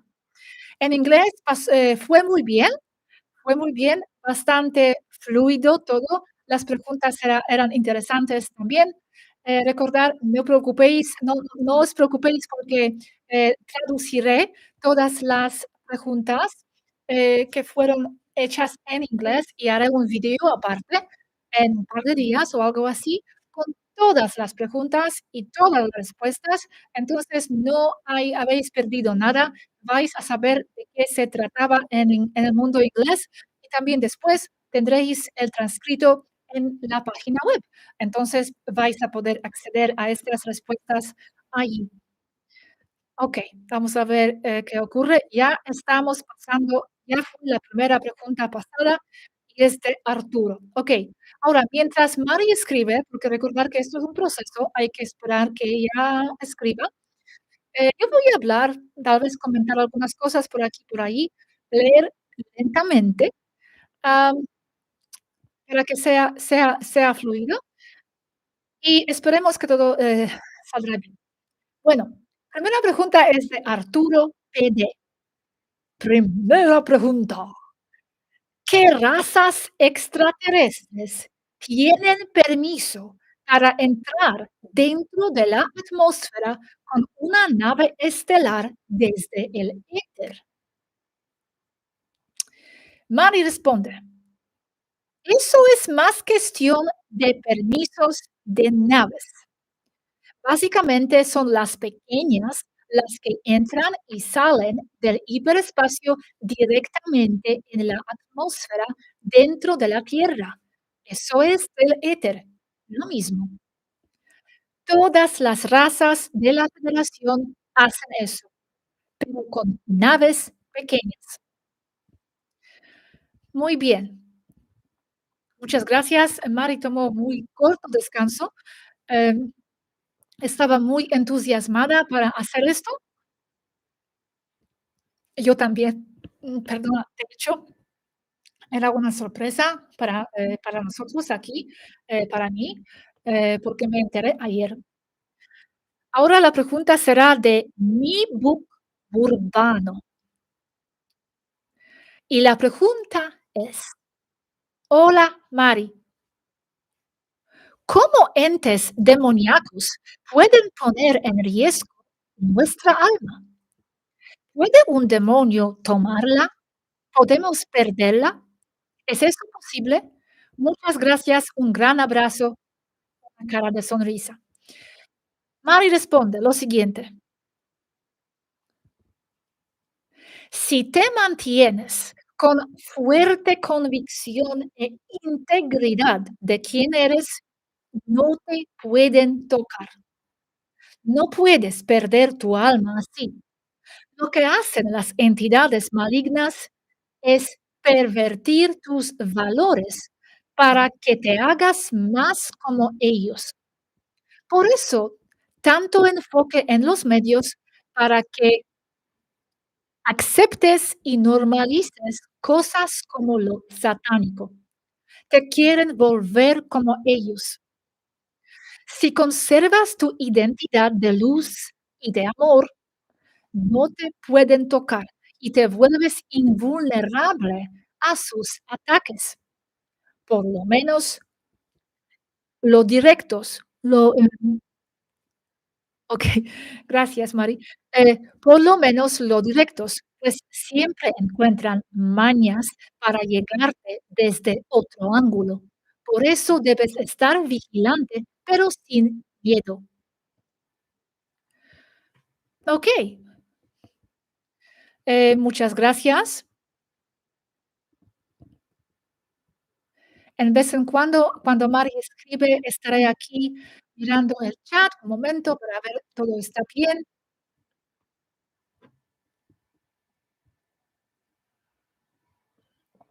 El chat no va demasiado rápido, eso está bien. Quiere decir que estáis respetando bien las reglas aquí. Las reglas están para simplemente mantener el orden. Ahora, algunas personas estaban preguntando, por qué no coger preguntas antes, pero bueno, esto ya pierde la gracia, el directo. Sería como cualquier video, cuando anuncio que estoy recogiendo preguntas porque estamos hablando con Yassi o Asana, y después se hace el video, pero es diferente, no es espontáneo, no es en directo. Aquí tenemos preguntas, respuestas espontáneas. Okey, tenemos ya respuesta de Mari. Y la pregunta es de Felipe Ota Escalona. ¿Qué derechos ganan las sociedades que pertenecen a la federación? ¿Se comparten tecnología? ¿Colaboran entre sí? ¿O se aplican leyes en común que los puedan proteger? Mari dice exactamente eso. Has respondido a tu propia pregunta.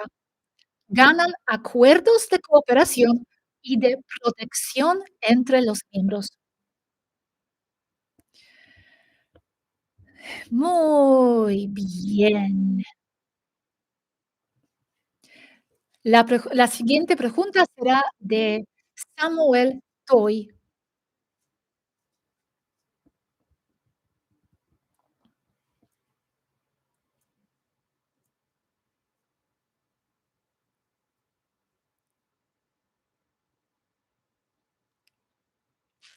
Samuel Toy, esperando la, respuesta, mirando el chat, pequeño descanso. Okey, ya está la respuesta. Vamos a leer.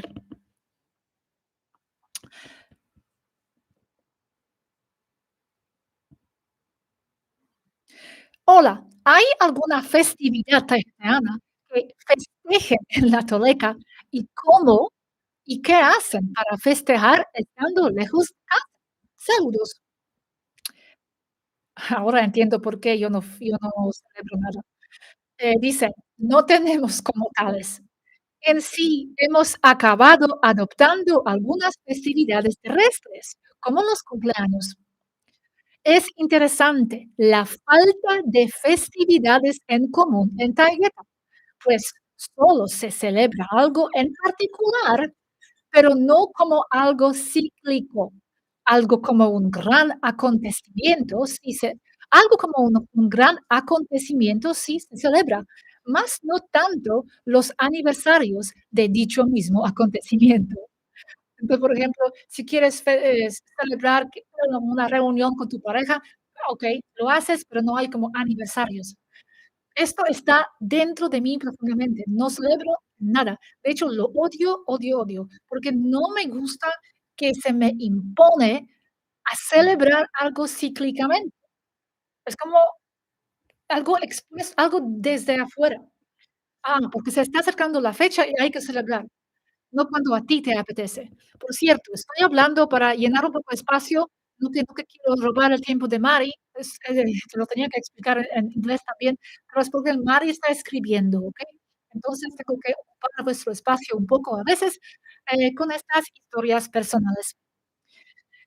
Eh, También para que Mari no se sienta tan estresada y presionada para escribir súper rápido.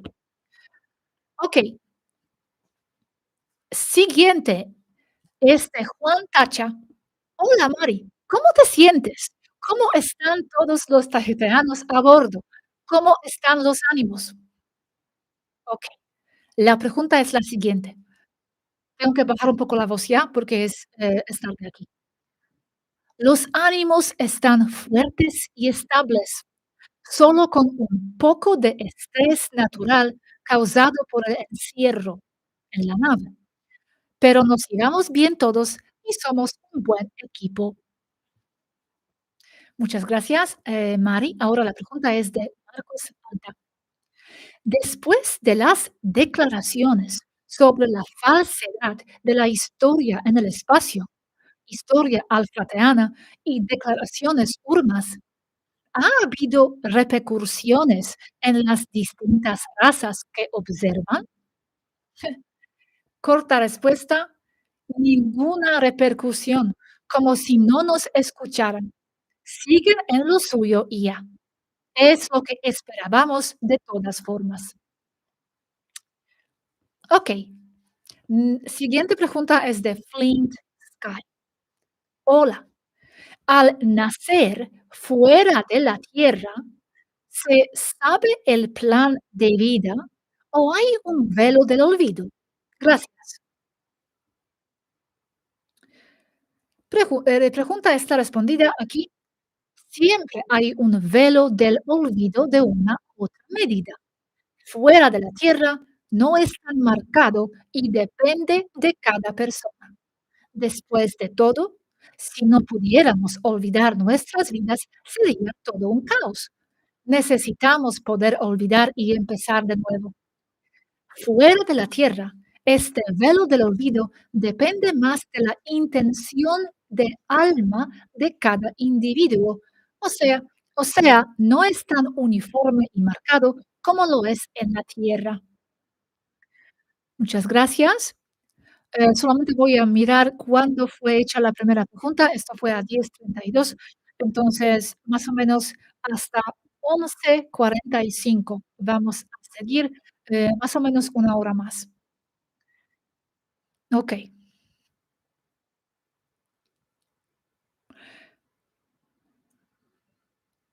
Ahora, vamos con la pregunta de Cristóbal Luna.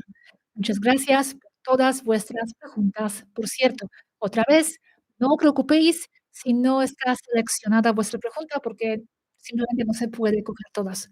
No es personal. Cristóbal pregunta: ¿los líderes de Saturno pueden ser realmente arcontes que simplemente se esconden, dan órdenes y no se muestran por miedo a ser descubiertos? Ok, Mari responde lo siguiente.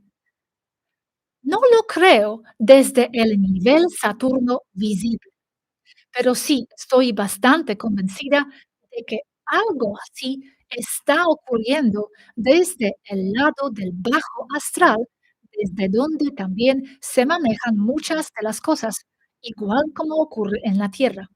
Pues hay astral o bajo astral también en el espacio y en cualquier otro planeta. Entonces, sí, sospecho una fuerte parasitación astral regresiva de parte de líderes de la Federación Galáctica, dado su comportamiento permisivo y regresivo del que no tienen excusa. Muchas gracias.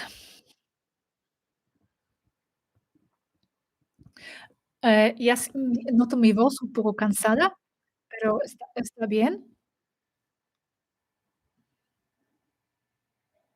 Por cierto, alguien preguntó por la guerra de Israel en el chat, ahora veo. Esta fue la primera pregunta que se ha hecho en inglés.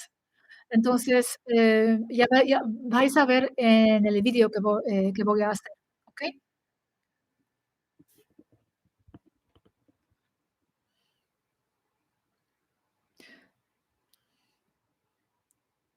Reloj de arena dice que está perfecta tu luz. Bueno, es más que nada lo que percibo, es lo que percibo dentro de mi cuerpo. Muchas gracias a todas las personas en el chat. Tenemos 1,200 personas. Esto es un récord para un directo en inglés, en español,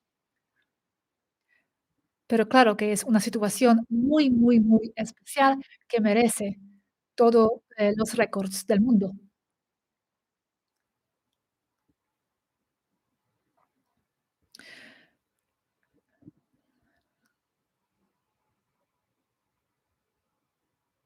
Ok, Mari está respondiendo la siguiente pregunta aquí.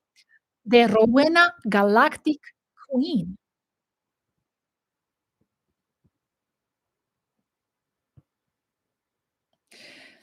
Mari, hola, ¿cómo estás? ¿En algún momento te cansas o te resulta pesado hacer todos los días los vídeos que nos compartes cada día? Gracias por compartir tanta información maravillosa. Mari responde, tengo mucha motivación y aunque acepto que a veces no sé qué escribir al día siguiente para ese vídeo, muchas otras veces, como ahora, se me ocurren más temas de los que puedo escribir. O sea, en este momento tengo una bonanza de temas en espera. Me canso porque soy una persona. Sí, me canso, pero al mismo tiempo amo lo que hago. Intento darme espacio para mí y para mis cosas todos los días. O simplemente no podría seguir con este ritmo de producción de vídeos. Pero los escribo con mucho cariño y dedicación para todos ustedes. Esta también es una de las razones, otra vez hay que recalcar, por cuales Mari no tiene su caja de comentarios abierta, porque tiene que seguir con sus vídeos y escribir y tener su atención puesta a eso. No puede distraerse, y lo puedo decir de mi experiencia, y Robert también, que esto distrae mucho, mirar comentarios, estar pendiente, vigilar, monitorear, a veces responder porque no puedes resistirte, a veces te cabreas, otras veces te sientes bien.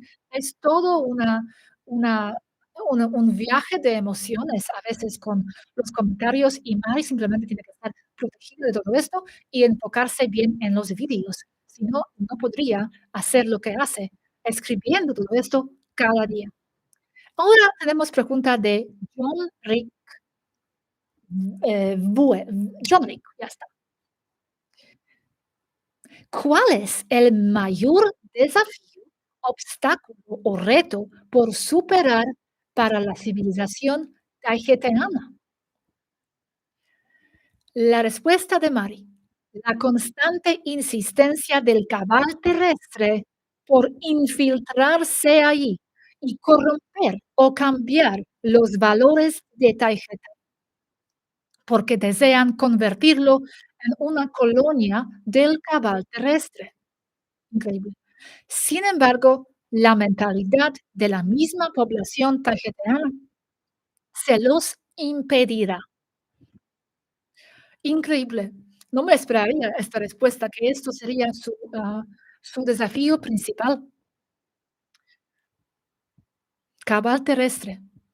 No solamente amenazando lo que pasa aquí en la Tierra, pero también lo que ocurre fuera de la Tierra. Ok, tenemos la pregunta de Jorge Leles Dakis. ¿Ayudan en otros planetas de este cuadrante de la galaxia como lo hacen en la Tierra? Interesante. Interesante la respuesta, como la veo. Recordar que yo no leo las respuestas antes de leerlas para vosotros. Okey. Sí, en este momento, Taijeta ayuda a otros 2 planetas con sociedades emergentes, aún en el nivel preindustrial. 2 naves clase Toleka se encuentran en sus órbitas sin que se enteren sus ciudadanos. También son situaciones complicadas, con posibles invasiones foráneas alien bastante fuertes. Y esto es otro tema para el video próximo. Interesantísimo. Ujú, que hay otros planetas emergentes, con sociedades emergentes, nivel preindustrial, y están ahí también ayudando. Ah, sí, muy interesante. ¿No es increíble esta experiencia ahora con Mari, que siempre queréis dejar comentarios para ella o dejar sugerencias para videos y nunca se puede? Y ahora estáis comentando, ella está escuchando aquí las preguntas y le surgen ideas para próximos vídeos. Mm, bien, bien. Muchas gracias a todos en el chat por respetar nuestras reglas. Todo va bien, veo. La siguiente pregunta es de Cosmic Ayahuasca. Hola, Mari. ¿Existe gente no real en las Pléyades?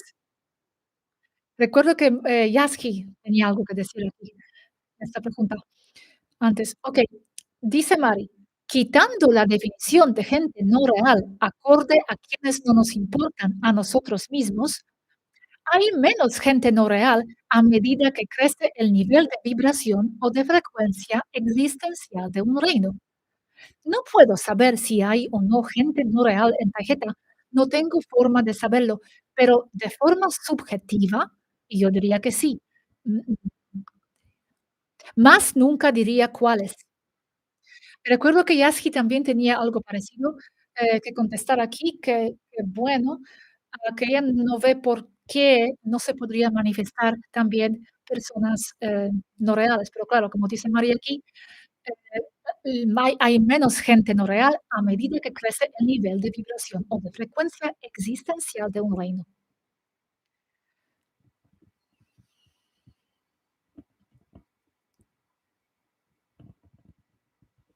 Ok, esperando aquí la próxima respuesta de Mari.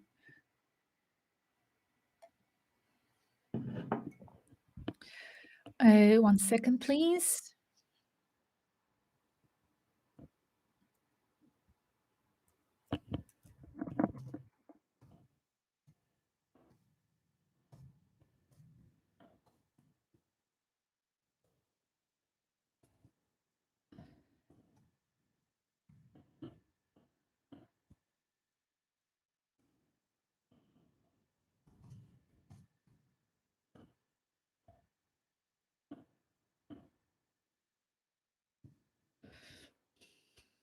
Ok, aquí tenemos la pregunta de JK. ¿Por qué hay personas que en prácticas religiosas como el ayuno de varios días pueden ver entidades que otras personas no pueden? Ok, la respuesta es porque el cerebro entra en otra frecuencia y empieza a consumir ketones en vez de glucosa. Esto genera una eficiencia mayor que también se traduce en un aumento de frecuencia existencial y con ello la persona es más acorde a percibir entidades de alta frecuencia que antes no podía ver. Es una reacción natural que puede ocurrir con ayunos prolongados o con otras actividades que levantan la vibración personal. Ok, ahora la pregunta de Oscar Salazar. ¿Hubo y hay gigantes en la Tierra? Mari responde, hubo gigantes y hay vestigios de algunos como esqueletos y en las partes intraterrenas hay aún algunas sociedades con pocos miembros con gigantes, pues se han ido a esconder bajo tierra, especialmente después de que el mal los atacara al resetear Tartaria. Son otros variantes delirianos. Ok, esperamos ahora la pregunta de Kiro.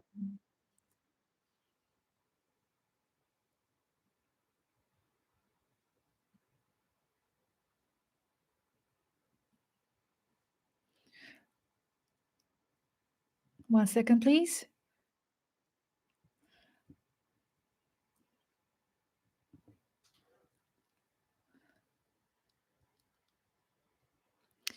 One second, please.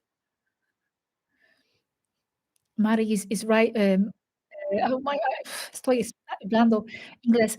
Un segundo, por favor. Mari está escribiendo la respuesta de Kiram. Voy a leer la pregunta. La pregunta es, hola Mari, si podéis moveros tan rápido interestelarmente, ¿por qué no vais más a menudo a descansar a Taijeta? Gracias y un abrazo. Interesante esta pregunta, ¿verdad? Sí. A ver qué dice Mari. Ya tengo algunas ideas, pero vamos a ver cómo responde Mari. Alguien pregunta, Mari, ¿te gustan las mariposas monarca? Bueno, Mari ya tiene la respuesta. No.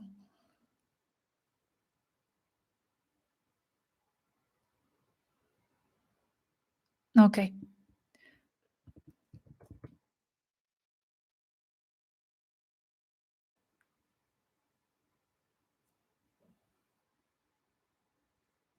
Ok. Otra vez. ¿Por qué no vais más a menudo a descansar en tarjeta? Ok, la respuesta de Mari es, porque aún moviéndonos muy rápido, hay un elemento de distorsión temporal que interfiere con nuestra sincronización o ritmos circadianos, lo que trae la necesidad de un periodo de adaptación como una especie de jet lag. El tiempo y la percepción son el problema, no tanto el desplazamiento físico en nave. Por eso se acaba muchas veces prefiriendo el descansar aquí y no regresar a casa, ya que traería complicaciones de sincronización temporal. Así es, y también recordar que el tiempo ahí es diferente. Entonces, por ejemplo, por cada, ya no recuerdo cómo era así, 4 días. 4 días aquí es un día allí, más o menos, y esto va siempre cambiando, em, pero, mm, sí, si ahí descansan 2 días, aquí volverían a 8, por ejemplo. Si me equivoco, que alguien me, corrija.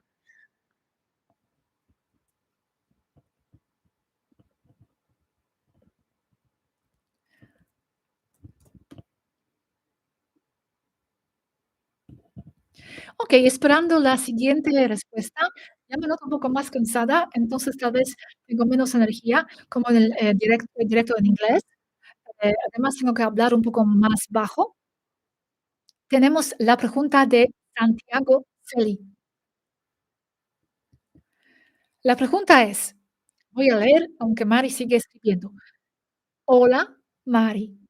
La teoría terrestre de la deriva continental y tectónica de las placas es correcta y existe de la posibilidad de que los planetas aumenten su tamaño a lo largo del tiempo. Disculpad y gracias. No hace falta pedir disculpas.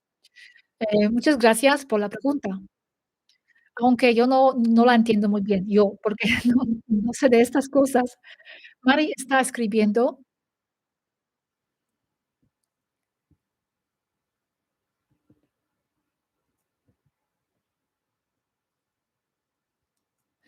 Entonces, yo aquí voy a verificar, cómo está el chat. Bien, muchas gracias por estar aquí con nosotros, y muchas gracias, moderadores. El idioma que ustedes usan, ¿cómo se llama la estrella tarjeta?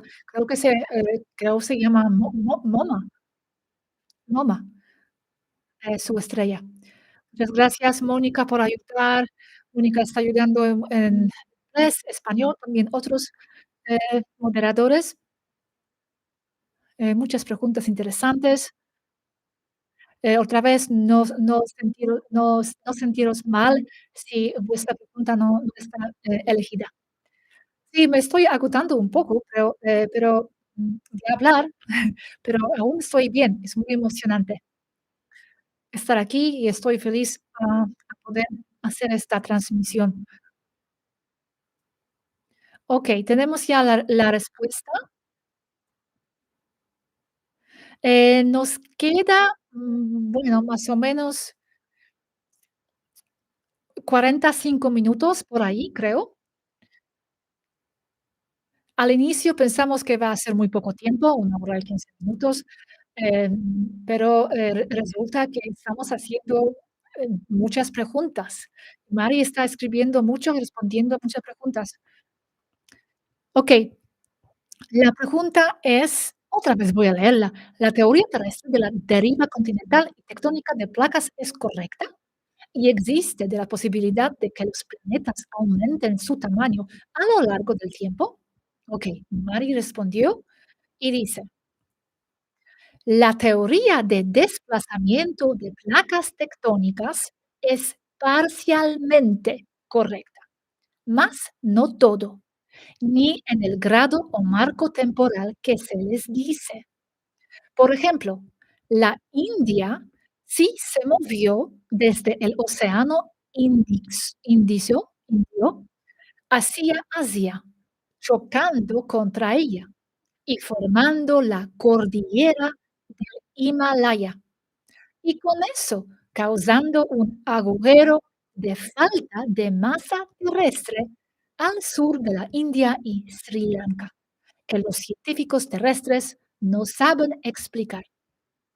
Es solo una zona con poca atención de conciencia, porque la mayor parte de esa misma atención conciencia se concentró en los Himalayas, donde casualmente, y no es casualidad realmente, se encuentra Nepal y Tibet, que tiene una frecuencia existencial muy alta. En cuanto a que los planetas crezcan, generalmente no, pero dado alguna circunstancia, sí pueden crecer o percibirse como que han crecido, dependiendo del reino existencial del que los observemos. Vaya respuesta. Muchas gracias por esta respuesta, Mari, y por la pregunta. Seguimos con la siguiente. Vmer pregunta: "Hola, Mari, ¿podrías hacer un vídeo hablando de la raza aviar? Al igual que hiciste con los felinos, a muchos nos interesa saber de ellos. Gracias. Mari dice, sí, gracias, lo pondré en mi lista. Gracias, saludos y besos. Ok, ahora pasamos a la pregunta de Cat Lady. Adquirir capacidades psíquicas como la clarividencia o la telepatía es necesariamente señal de un despertar de nuestra conciencia. Ah, dice Mari, respuesta breve pero concisa. Sí, es algo inseparable. Muy bien, pequeño descanso.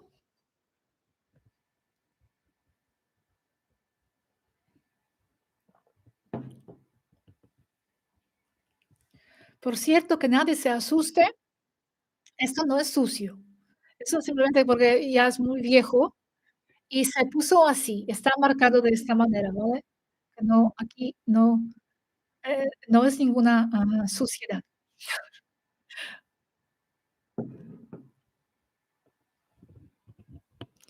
Okey, tenemos ya la respuesta a la siguiente pregunta, y es de la senda del filo de la navaja. ¿Es el mundo astral el sitio más adecuado para adquirir la mayor y mejor información posible acerca de todo? Dice Mari. Sí, definitivamente sí. Pero, habiendo dicho eso, siempre estamos en el astral, aún dentro de nuestros cuerpos, lo que significa que nunca estamos limitados con lo que podemos aprender y percibir. Recuerda que nosotros somos nuestro propio reino existencial. No estamos en uno, somos ese reino. Besos. Muy buenas respuestas, como siempre. Recordar que las respuestas aquí tienen que ser precisas y concisas y breves, porque así es el formato de esta transmisión. Pero cualquier pregunta aquí se podría responder en mil maneras. Ok, Pablo Díaz pregunta, ¿cuál es el lugar más distante de Taijeta que los tajeteanos han explorado en el espacio hasta ahora? Y Mari dice, el centro de la Vía Láctea. El problema es que Taijeta se caracteriza por ser una raza exploradora que ha perdido incontables naves y sus tripulaciones al ir a investigar. Ok,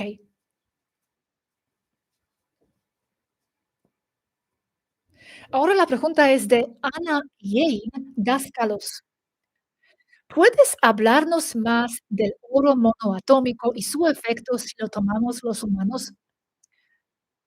Ok, la respuesta es, está en mi lista de temas, pero las mismas normas de YouTube me lo prohíben, así que tengo que redactar eso con sumo cuidado, pero está en mi lista de temas próximos.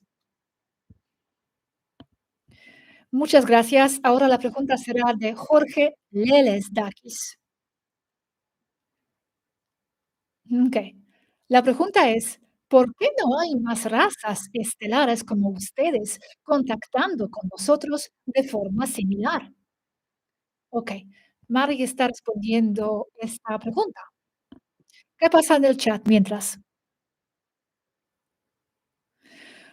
Hay tantas preguntas y serán muchas sin responder. Lo siento por eso, pero simplemente es imposible responder a todo. Pero poco a poco, si no se le ha respondido ahora, podría ser respondida en algún video próximo nuestro o de Mari, próximos directos, quién sabe.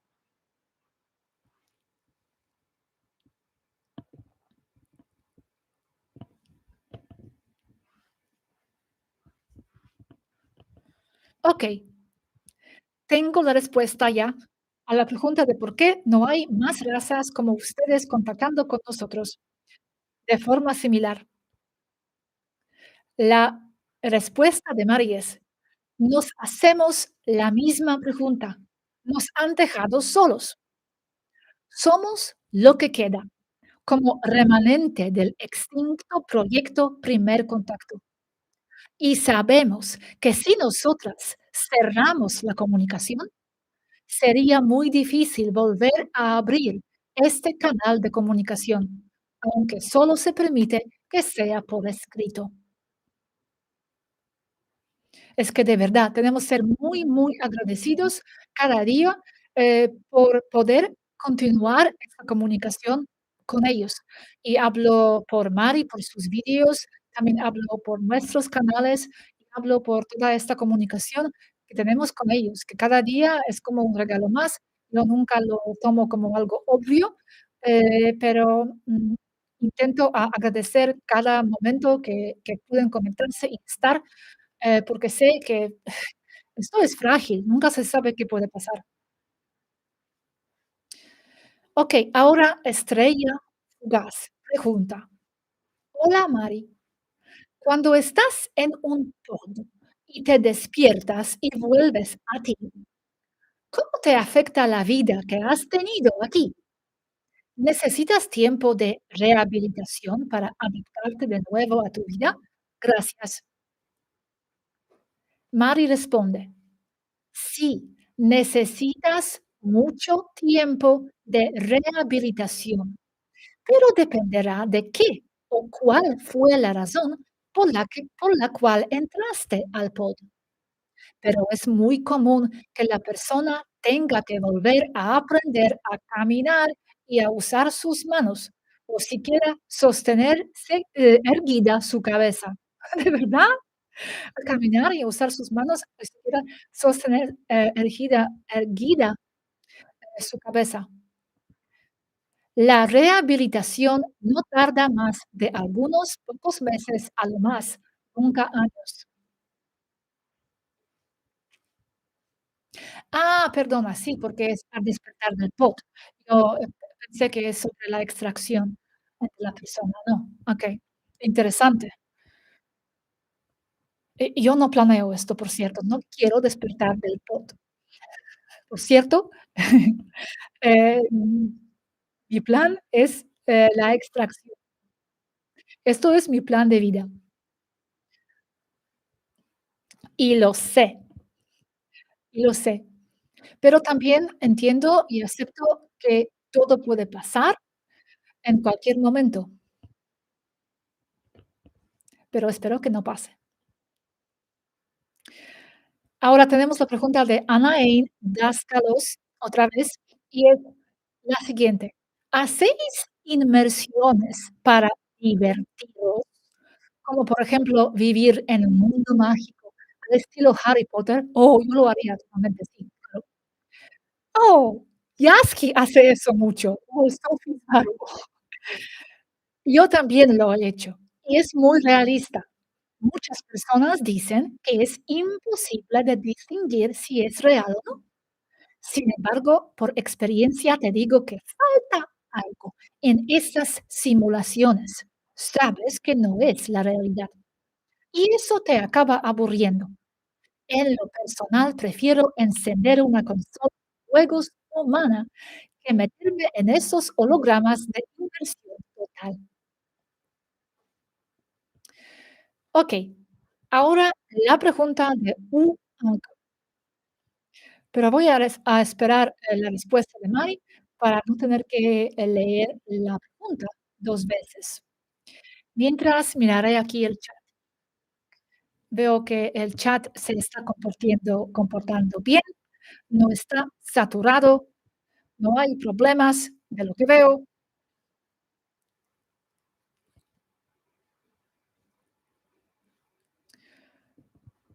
Vaya pregunta aquí. Minerva, ¿estás contenta con el gran trabajo que está realizando Robert y Gosha? Bueno, ¿qué podría decir María aquí, en este aspecto? Bueno, un poco, sería incómodo, tal vez. Bueno,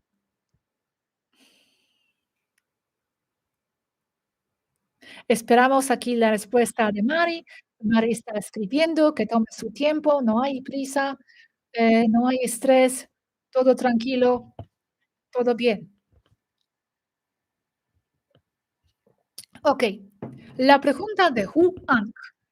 Teniendo la posibilidad de estar presentes en distintos tiempos de la historia de la Tierra, ¿por qué están justo ahora compartiendo esta información? ¿Hay algo especial en esta época? Un abrazo, Mari. Importante pregunta. Ahora la respuesta es sí. Un momento.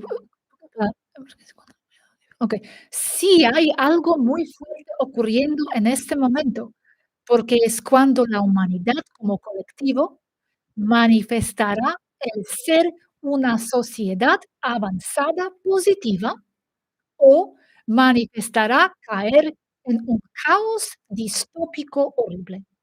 La moneda está en el aire y cada uno de nosotros está haciendo lo que podemos para inclinar las cosas hacia el lado positivo. Abajo como semillas y aquí como estelares o como nos quieran llamar. Muchas gracias, Mari, por la respuesta. Ahora la pregunta es de Ceci Chávez. ¿Cuál sería la pregunta más importante que la humanidad aún no se ha hecho? ¿Y cuál sería tu respuesta a esa misma pregunta? Ok, Mari responde, la pregunta sería, ¿quiénes somos realmente? Respuesta es seres lirianos avanzados a punto de formarse una sociedad libre. La pregunta sería, ¿quiénes somos nosotros, humanos? Esto es lo que la humanidad se preguntaría a sí misma. ¿Quiénes somos realmente? Seres lirianos avanzados a punto de formarse una sociedad libre. Bueno, qué bien. Ahora, David pregunta, David M. Wu. Vamos a esperar a la respuesta porque Mari está escribiendo.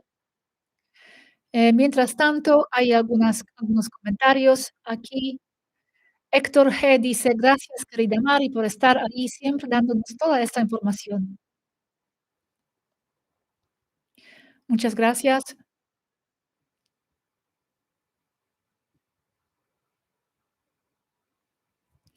Mari, ok, contestó la pregunta de David. Y la pregunta es la siguiente. Si tus apegos en la tierra son fuertes y te están guiando la percepción, el que estés, el que estés en inmersión, ¿te garantiza regresar a casa? Ok, Mari responde, tus apegos fuertes a la tierra pueden causar que regreses ahí, sea reencarnando o volviendo a entrar de la manera que sea. Aún así, el estar en inmersión sí garantiza el regreso de la persona a su sociedad base. Qué bien, qué bien. Aunque ha habido algunos casos en el que no, pero son raros. Lo que sucede es que la conciencia del individuo es más fuerte que el mismo poder. Pues no, yo digo que no. Mi intención es ahí. Me gusta la tierra, me gusta, no me quejo, pero no.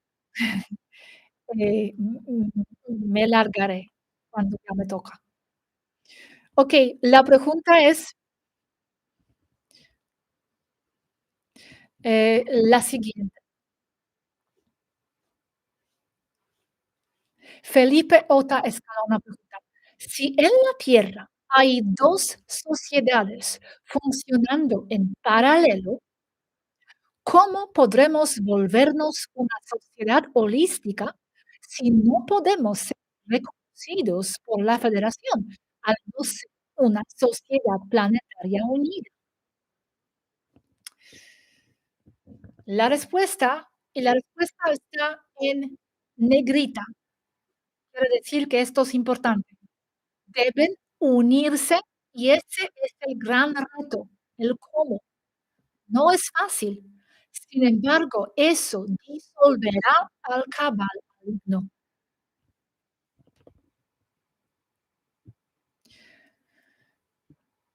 Dani pregunta, Mari, ¿hay algún lugar específico que te gustaría visitar en el espacio?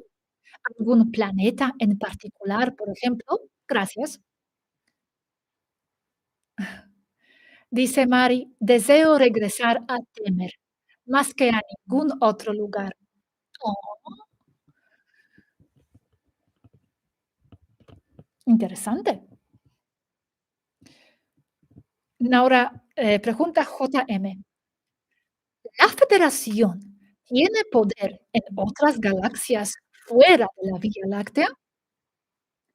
Dice Mari, supuestamente no, pero ya no sé qué pensar. He buscado la respuesta a esa pregunta, pero no es clara. Ok, pues ya estamos más o menos 50 minutos de directo. No sé cómo se encuentra Mari. Imagino que está algo cansada, pero nos quedaría más o menos, no sé,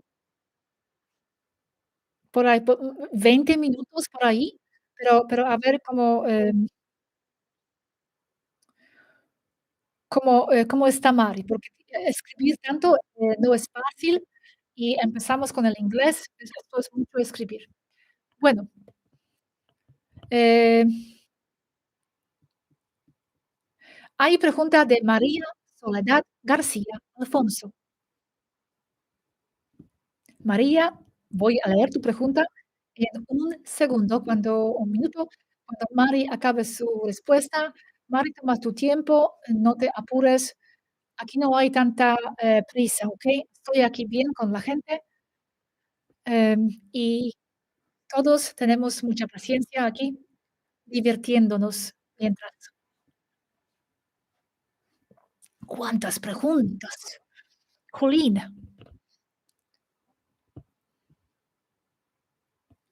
muchas, muchas, muchas preguntas. Una pregunta es de alguien. Los urmas, Fernando, ¿los urmas están aquí abajo en la tierra viviendo como humanos?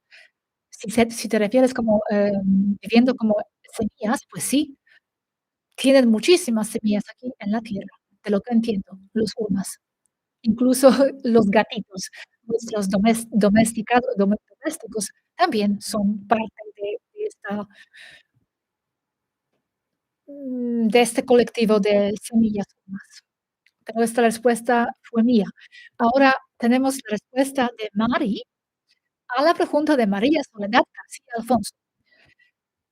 Y la pregunta es, Mari, ¿la cercanía con la tierra de la Tolteca influye en el envejecimiento de ustedes?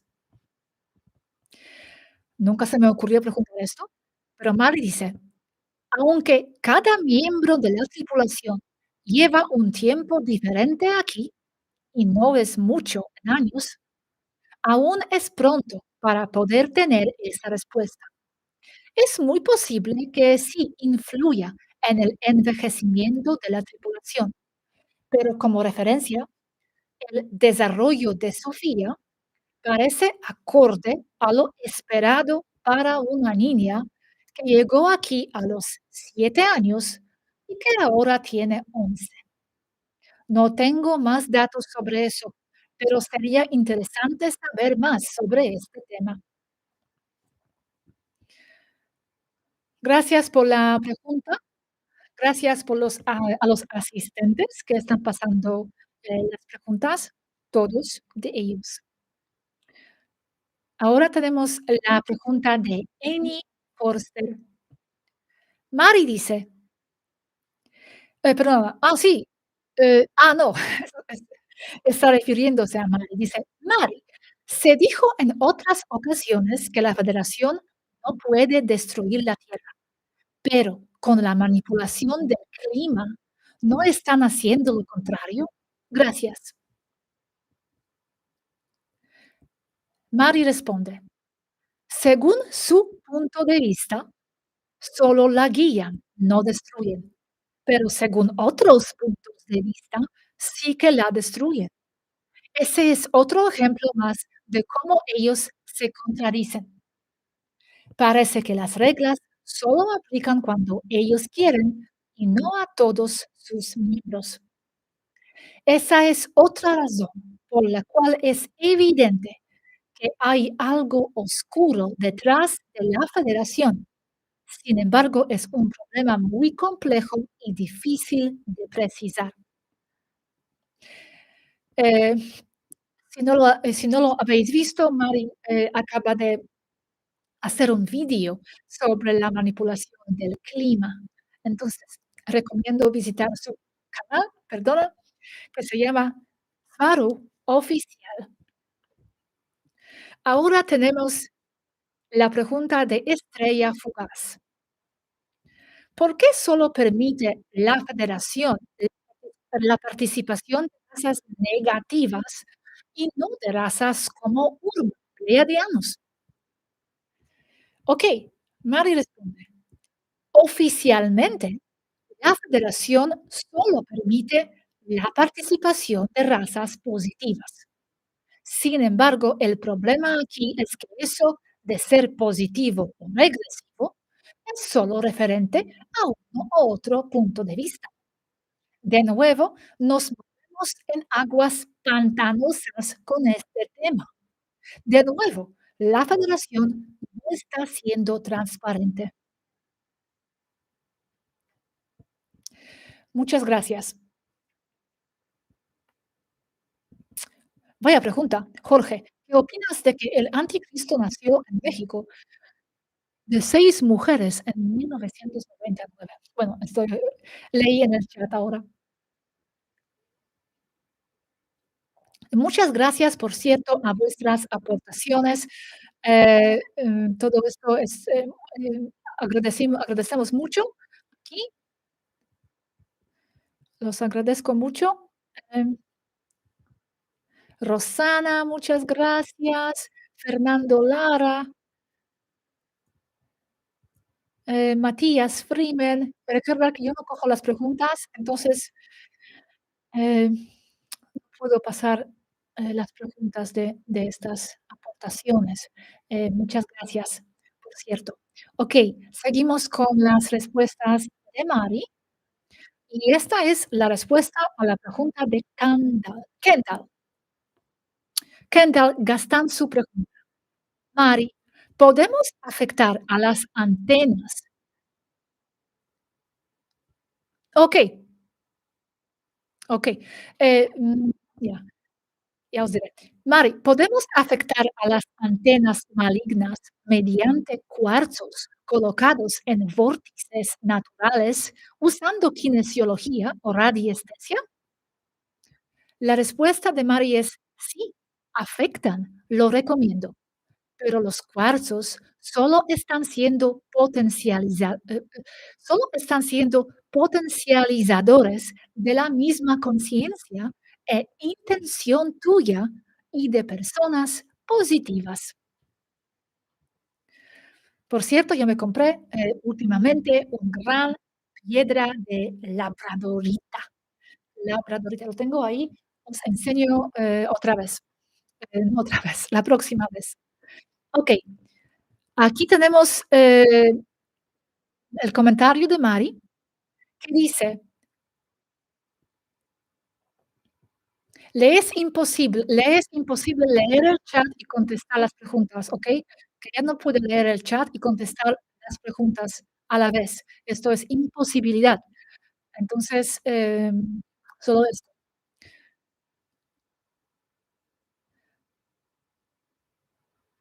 Mari está súper enfocada en responder preguntas.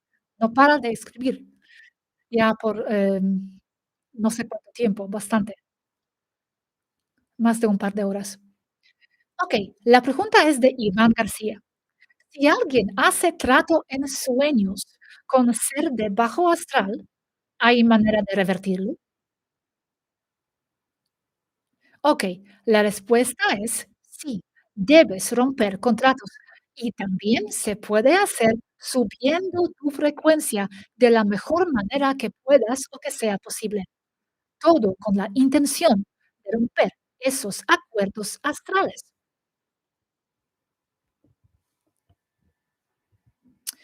Ok, la siguiente será la pregunta de Juan Núñez y es la siguiente. Muy importante. ¿Qué planetas del sistema solar tienen vida inteligente? Hay que ver la serie que hice sobre el sistema solar, donde, donde está explicado todo en detalle, más o menos en detalle, seguro que se puede decir más, sobre todos los planetas del sistema solar. Ok, entonces Mari responde. Depende de cómo se define vida inteligente. Pero entendiendo la pregunta, Venus, Tierra, más o menos, dice, Marte, Júpiter, Saturno, Urano y Neptuno, sin dejar de lado bases y otras instalaciones, pero eso es aparte. Casi todo el sistema solar, como verás.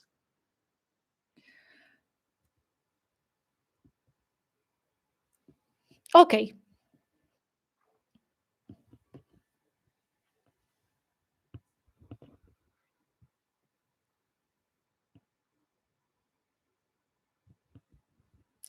seguimos con la pregunta ahora de Joseph Mart o Joseph Mart. Hola, ¿consideráis importante aprender a realizar viajes astrales conscientes? Y dice Mari, sí, es muy importante. Te puede cambiar la vida. Y para bien, si lo haces sin ayuda de drogas, solo de manera natural. Para más información, ve mi video próximo que sale mañana y pasado sobre alucinógenos y drogas psicotrópicas. Bueno, mañana creo que saldrá en inglés y después en español. Ya sabéis aquí de qué tratarán los siguientes videos. Veleta 3 se pregunta. Mari, gracias infinitas por tu maravillosa información. Y mi pregunta es, al estar en la Tierra, ¿puede que cambie mi plan de experiencias que tenía antes de venir?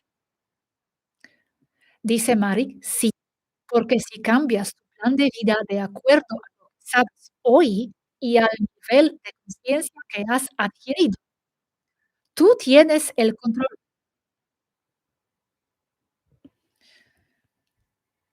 Mm, interesante, me gustaría tal vez profundizar esto en algún momento.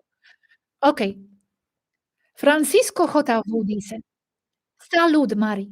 ¿Podemos exigir telepáticamente a la Federación que deje a la humanidad seguir su desarrollo sin su interferencia? Que no estamos de acuerdo con lo que hacen. Un abrazo. Dice Mari aquí, sí, telepáticamente o como sea, pero díganle eso a la Federación y entre más unidos estén mejor, por favor. Y aquí voy a hacer una pausa y decir que ya por años tenemos un canal que se llama Llamada desde el planeta Tierra y ahí estamos subiendo videos de peticiones, de vuestras sugerencias para la Federación, para otras razas estelares. Es como vuestra llamada de planeta Tierra. Hay videos en inglés, hay videos en español. Lo que se tiene que hacer es grabar este video y puede ser solamente en voz, si no queréis salir con cara y pasarlo a Sirona, que maneja los videos y los sube a este canal. Y su correo es, voy a decir un momento, porque dice Mari ahora, por favor, hacerlo. Eh, Su canal es cosmic.shine44 @gmail.com. Si alguien pregunta en algún comentario, donde sea, yo pasaré el correo electrónico otra vez. Okey, un momento aquí, voy a, ver, okey, vamos a tener que parar, porque, me están informando aquí que nadie está cansada. Obviamente, esto ya fue, muchas preguntas. Voy a leer lo que me queda, ¿okey? Entonces, ya no preguntar más, por favor. Ya vamos a parar, pero voy a leer lo que tengo aquí. Tengo última pregunta, y esto es de Cristian Palma. Dice la pregunta: si nosotros mismos estamos creando esta realidad tan dura desde niveles superiores, realidad que rechazamos desde el nivel bajo existencial, ¿qué mensaje nos darías? Interesante. La respuesta es, diría que se digan a ustedes mismos que basta de ramas y de manifestarse cosas innecesariamente bajas. Eso es una crueldad para uno mismo, el que nuestro yo superior abuse de quienes somos abajo. Buena respuesta, hablar con vosotros mismos, y exigir lo que dice aquí Mari. Basta ya de ramas y de manifestarse cosas innecesariamente bajas. Ahora, Mari ya está cansada. Muchas gracias. Primero, a Mari, muchísimas gracias por estar con nosotros todo este tiempo. Saludos, por cierto, porque nunca tengo oportunidad de saludarte y también decirte fenomenal trabajo con los vídeos y la información. Yo mismo estoy aprendiendo mucho cuando edito los transcritos y los subimos a la web con Matías. Estamos viéndolos en canal inglés también juntos. Esto es una experiencia buena para nosotros juntos ver tus vídeos. Y muchas gracias por estar aquí, por atreverte, por salir, hacia nosotros, hacia la comunidad que te quiere mucho y siempre quieren hablar contigo, pero, bueno, aquí estás. Ahora, muchas gracias también a todos los ayudantes, ayudantes de todo tipos, que estaba trabajando también aquí para pasar las preguntas. El trabajo fue muy bien hecho, muchas gracias, todo muy bien. Las preguntas elegidas también muy buenas. Em, y ac vale, aquí tengo últimas palabras de Mari, y dice lo siguiente: "Hasta aquí puedo llegar hoy. Los amo a todos. Gracias por ver mis vídeos. Los amo a todos. Los escribo con mucho cariño para todos ustedes. Intento sembrar y ofrecer la información. Muchas gracias a todos. Muchos besos. Un enorme abrazo. Marie-Sva". Marie-Sva. Bye. Bye, Marie. Okey, ya va a descansar. Muchísimas gracias. Chao. Otra vez, gracias a los asistentes y gracias a vosotros, a los moderadores, que estaban haciendo también un trabajo importante para mantener el orden en el chat. Creo que todo salió muy bien. Gracias por vuestras preguntas. Y lo siento otra vez si no fueron respondidas, pero así tiene que ser. Es simplemente imposible coger todas. Muchas gracias. Ya vamos despidiéndonos. Am, un momento que voy aquí a comentar una cosa. Con aquí, momento, un momento, okey, que voy a dejar un comentario antes que esto acabe.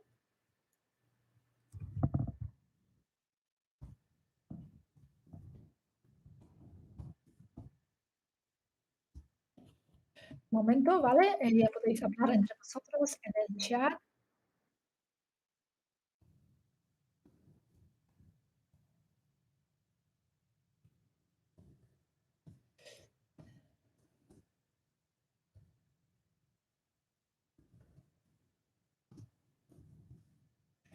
Okay, I'm just writing.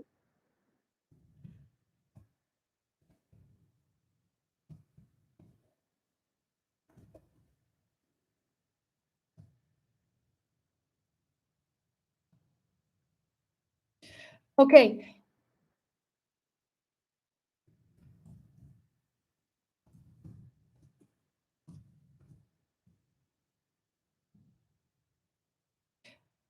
un momento, por favor, ya vamos a despedirnos, pero, aquí. Okey, también dice: "Hola, apenas van", no lo dije antes, no estaba segura, pero apenas Baru también estaba aquí asistiendo en el chat. Y dice hola a todos. Está bien, por cierto, que la gente estaba preguntando si está bien, porque no pudo hacer el directo.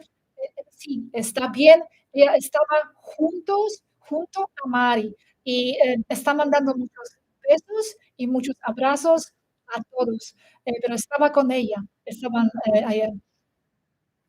Sí, solo que está cansada Mari, pero muy contenta, dice.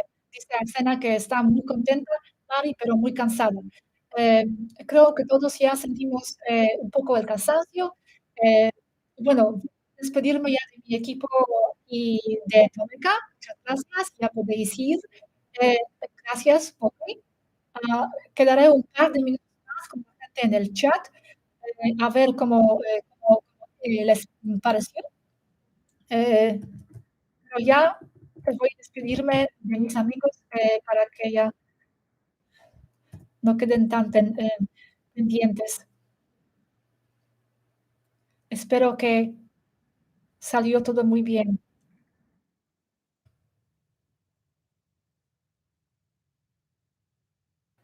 Okey. Dicen, Asena que todos están bien. Okey, y que hablaremos pronto. Okey.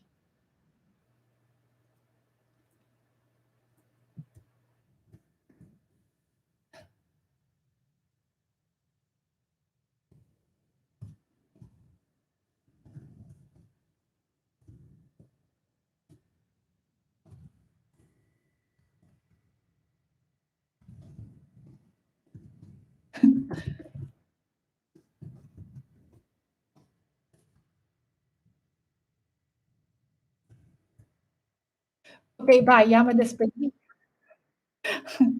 Okey, bye, bye. Ya y hacia se van. Creo que muchos, tripulantes estaban viendo este directo, pero ya tienen que ir a otras tareas. Eh, Esto ocupó bastante tiempo. Muchas gracias. Otra vez tengo que insistir. Muchas gracias, muchas gracias, muchas gracias. Okey, ya se van. Okey, muy bien, ya se han ido. Voy a quedar con vosotros solamente un par de minutos más. Pues, ¿qué os pareció? ¿Cómo os sentís? Voy a leer algunos comentarios. Dice: "Somos hermoso directo, gracias, excelente live". Muchas gracias, Leoncita. Muchas gracias. Em Muchos saludos, veo aún para ellas. Renata dice que no pudo entrar antes. Oh, pero bueno, puedes leerlo, puedes verlo otra vez. El replay ya sé que no es lo mismo exactamente. Dice Sugman, increíble, Gosha, mil gracias, espectacular, directo, un abrazo, maravilloso, okey. Me parece que la gente está contenta, que se repita pronto, Gosha, dice Lore. Eh, Salió maravilloso, okey. Saludos a toda la nave, okey. Ah, un comentario en inglés aquí. Okey, yes. Muchas gracias. Veo que todos están bastante contentos. Que se repita cuando puedan. Sí, dice, Cindy. A ver, porque vas muy rápido. Eva Carolina dice: "No más preguntas". Así es, no más preguntas, ya acabamos. Eh, Otro directo, por favor. Magnífico directo. Okey, bueno, bien, bien, bien. Bueno, imagino que si no, no sé si sí. Ay, perdona. Tengo un micrófono apartado, es que ya olvidé. Alguien dice que no se oye mi voz. Okey, aquí estoy. Excelente, bien. Creo que a la gente le gustó. Sí, fue bastante buen, trabajo de equipo, porque teníamos varias personas aquí en el chat moderando, teníamos un equipo aquí también pasando las preguntas, ah, todo fue muy bien, que y bastante eficiente, apoteósico, directo. ¿Y Robert cómo está? ¿Dónde está Robert? ¿Estás ahí, Robert? Di algo. Súper inolvidable directo. Pues ahora tenéis que esperar el vídeo que voy a hacer, porque, voy a hacer el vídeo con todas las respuestas, que fueron dadas de inglés y de español también. Y ahora que Mari descansa mucho. Uno de los mejores de toda la saga. Gran directo, uno de los mejores de toda la saga. Bien, gracias.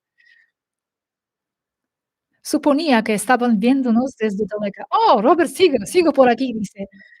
Hola, Robert, que también te vi ayudando en inglés. Ahí, bien, gracias. Voy a dejar un comentario aquí un momento.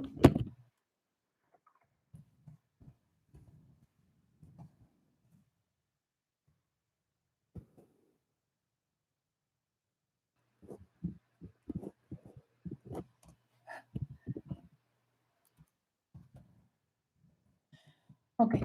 Ya está. Eh, ¿Qué más? Inmensamente feliz, agradecida por el directo. Dice Amma: "Si los despiertos del mundo se coordinaran como todos en este directo". Infinitas gracias a Asena y Marisva por compartir con nosotros.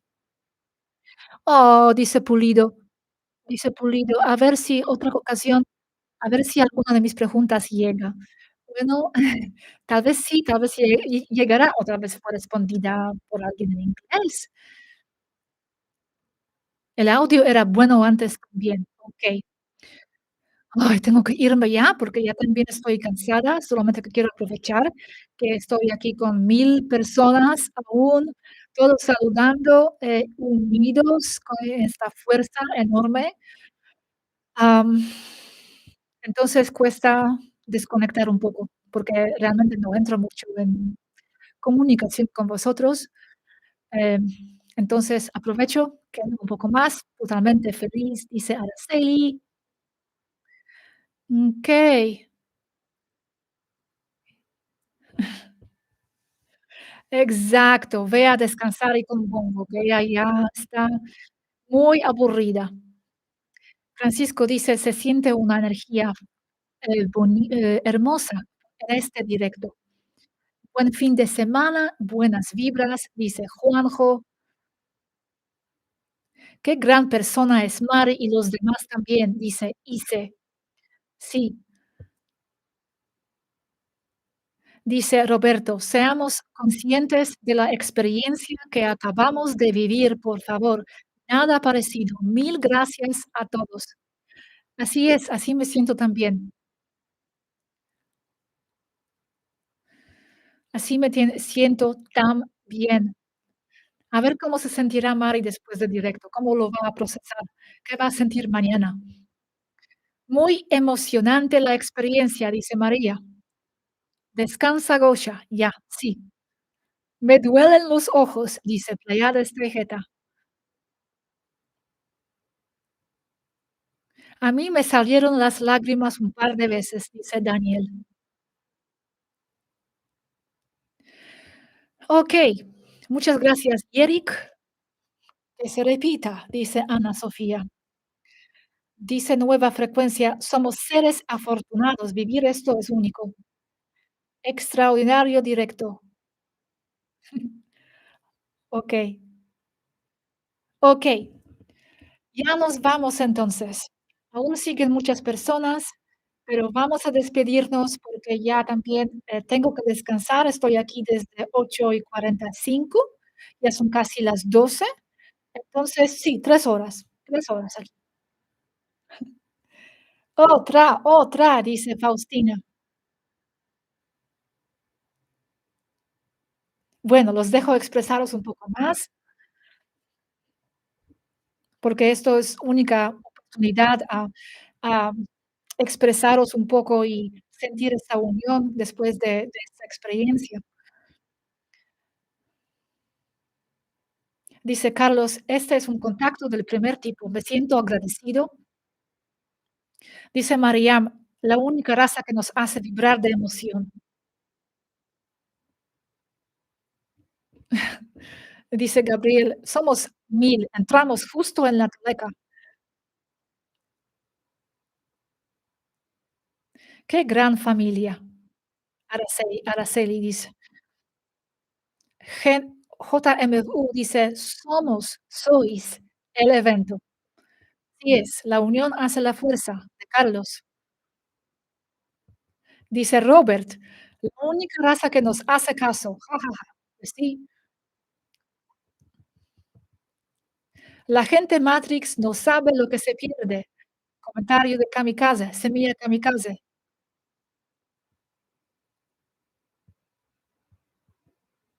Gracias, Víctor Barrientos.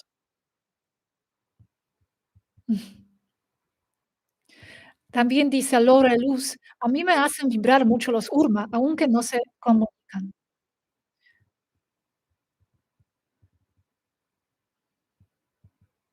Nila dice, sé que tienes que retirarte a descansar, pero no queremos que te vayas. Pero sí, me queda un poco más, pues simplemente para mantener esta frecuencia, mantener esta sensación, estar aquí juntos, todos felices, contentos, agradecidos. Aún somos muchos aquí.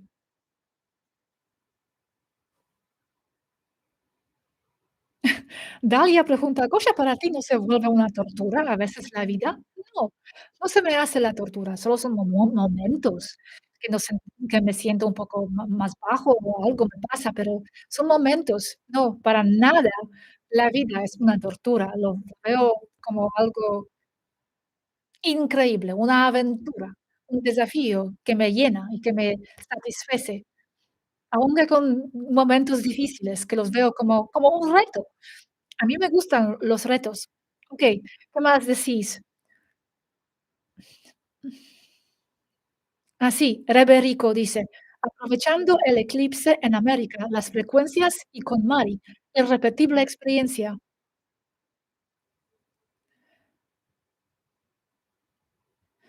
Risvelio María dice: "Qué hermosa vibración logramos entre todos". Y Rayo de Sol dice: "Me encantó cuando Mari dijo que aún todo está en el aire, está en nuestras manos, hay posibilidad". Alberto, es increíble que esto esté pasando. Jaco, la vida es maravillosa, muchacho.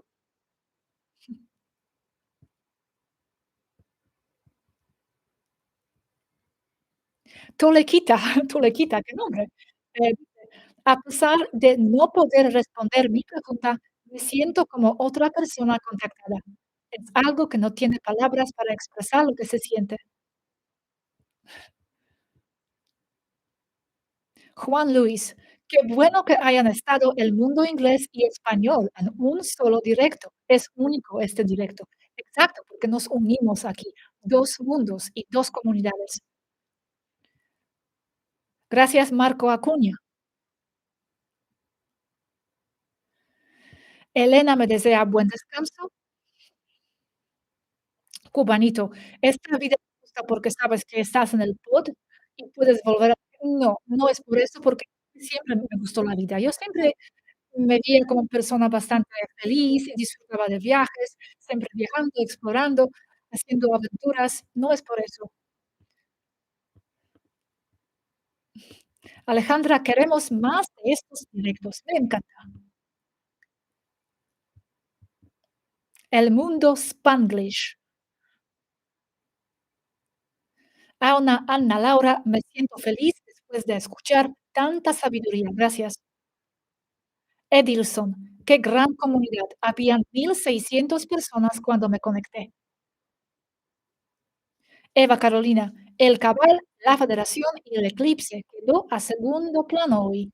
Somos la frecuencia dominante. Y con este comentario ya me despido. Muchísimas gracias. Os deseo buenas noches. buenas tardes, buenas mañanas, y buen fin de semana. Fue maravilloso. Ahora ya me desconecto porque me siento cansada y hasta la próxima vez. Hasta la próxima vez. Chao, chao todos, ¿okey? Hasta luego. Que ya no puedo ni hablar porque los vecinos, como en el piso de Robert, no se puede hablar. Tenemos que hablar así bajo. Muchas gracias. Hasta luego, chicos. Hasta luego. Hasta luego. Chao, chao.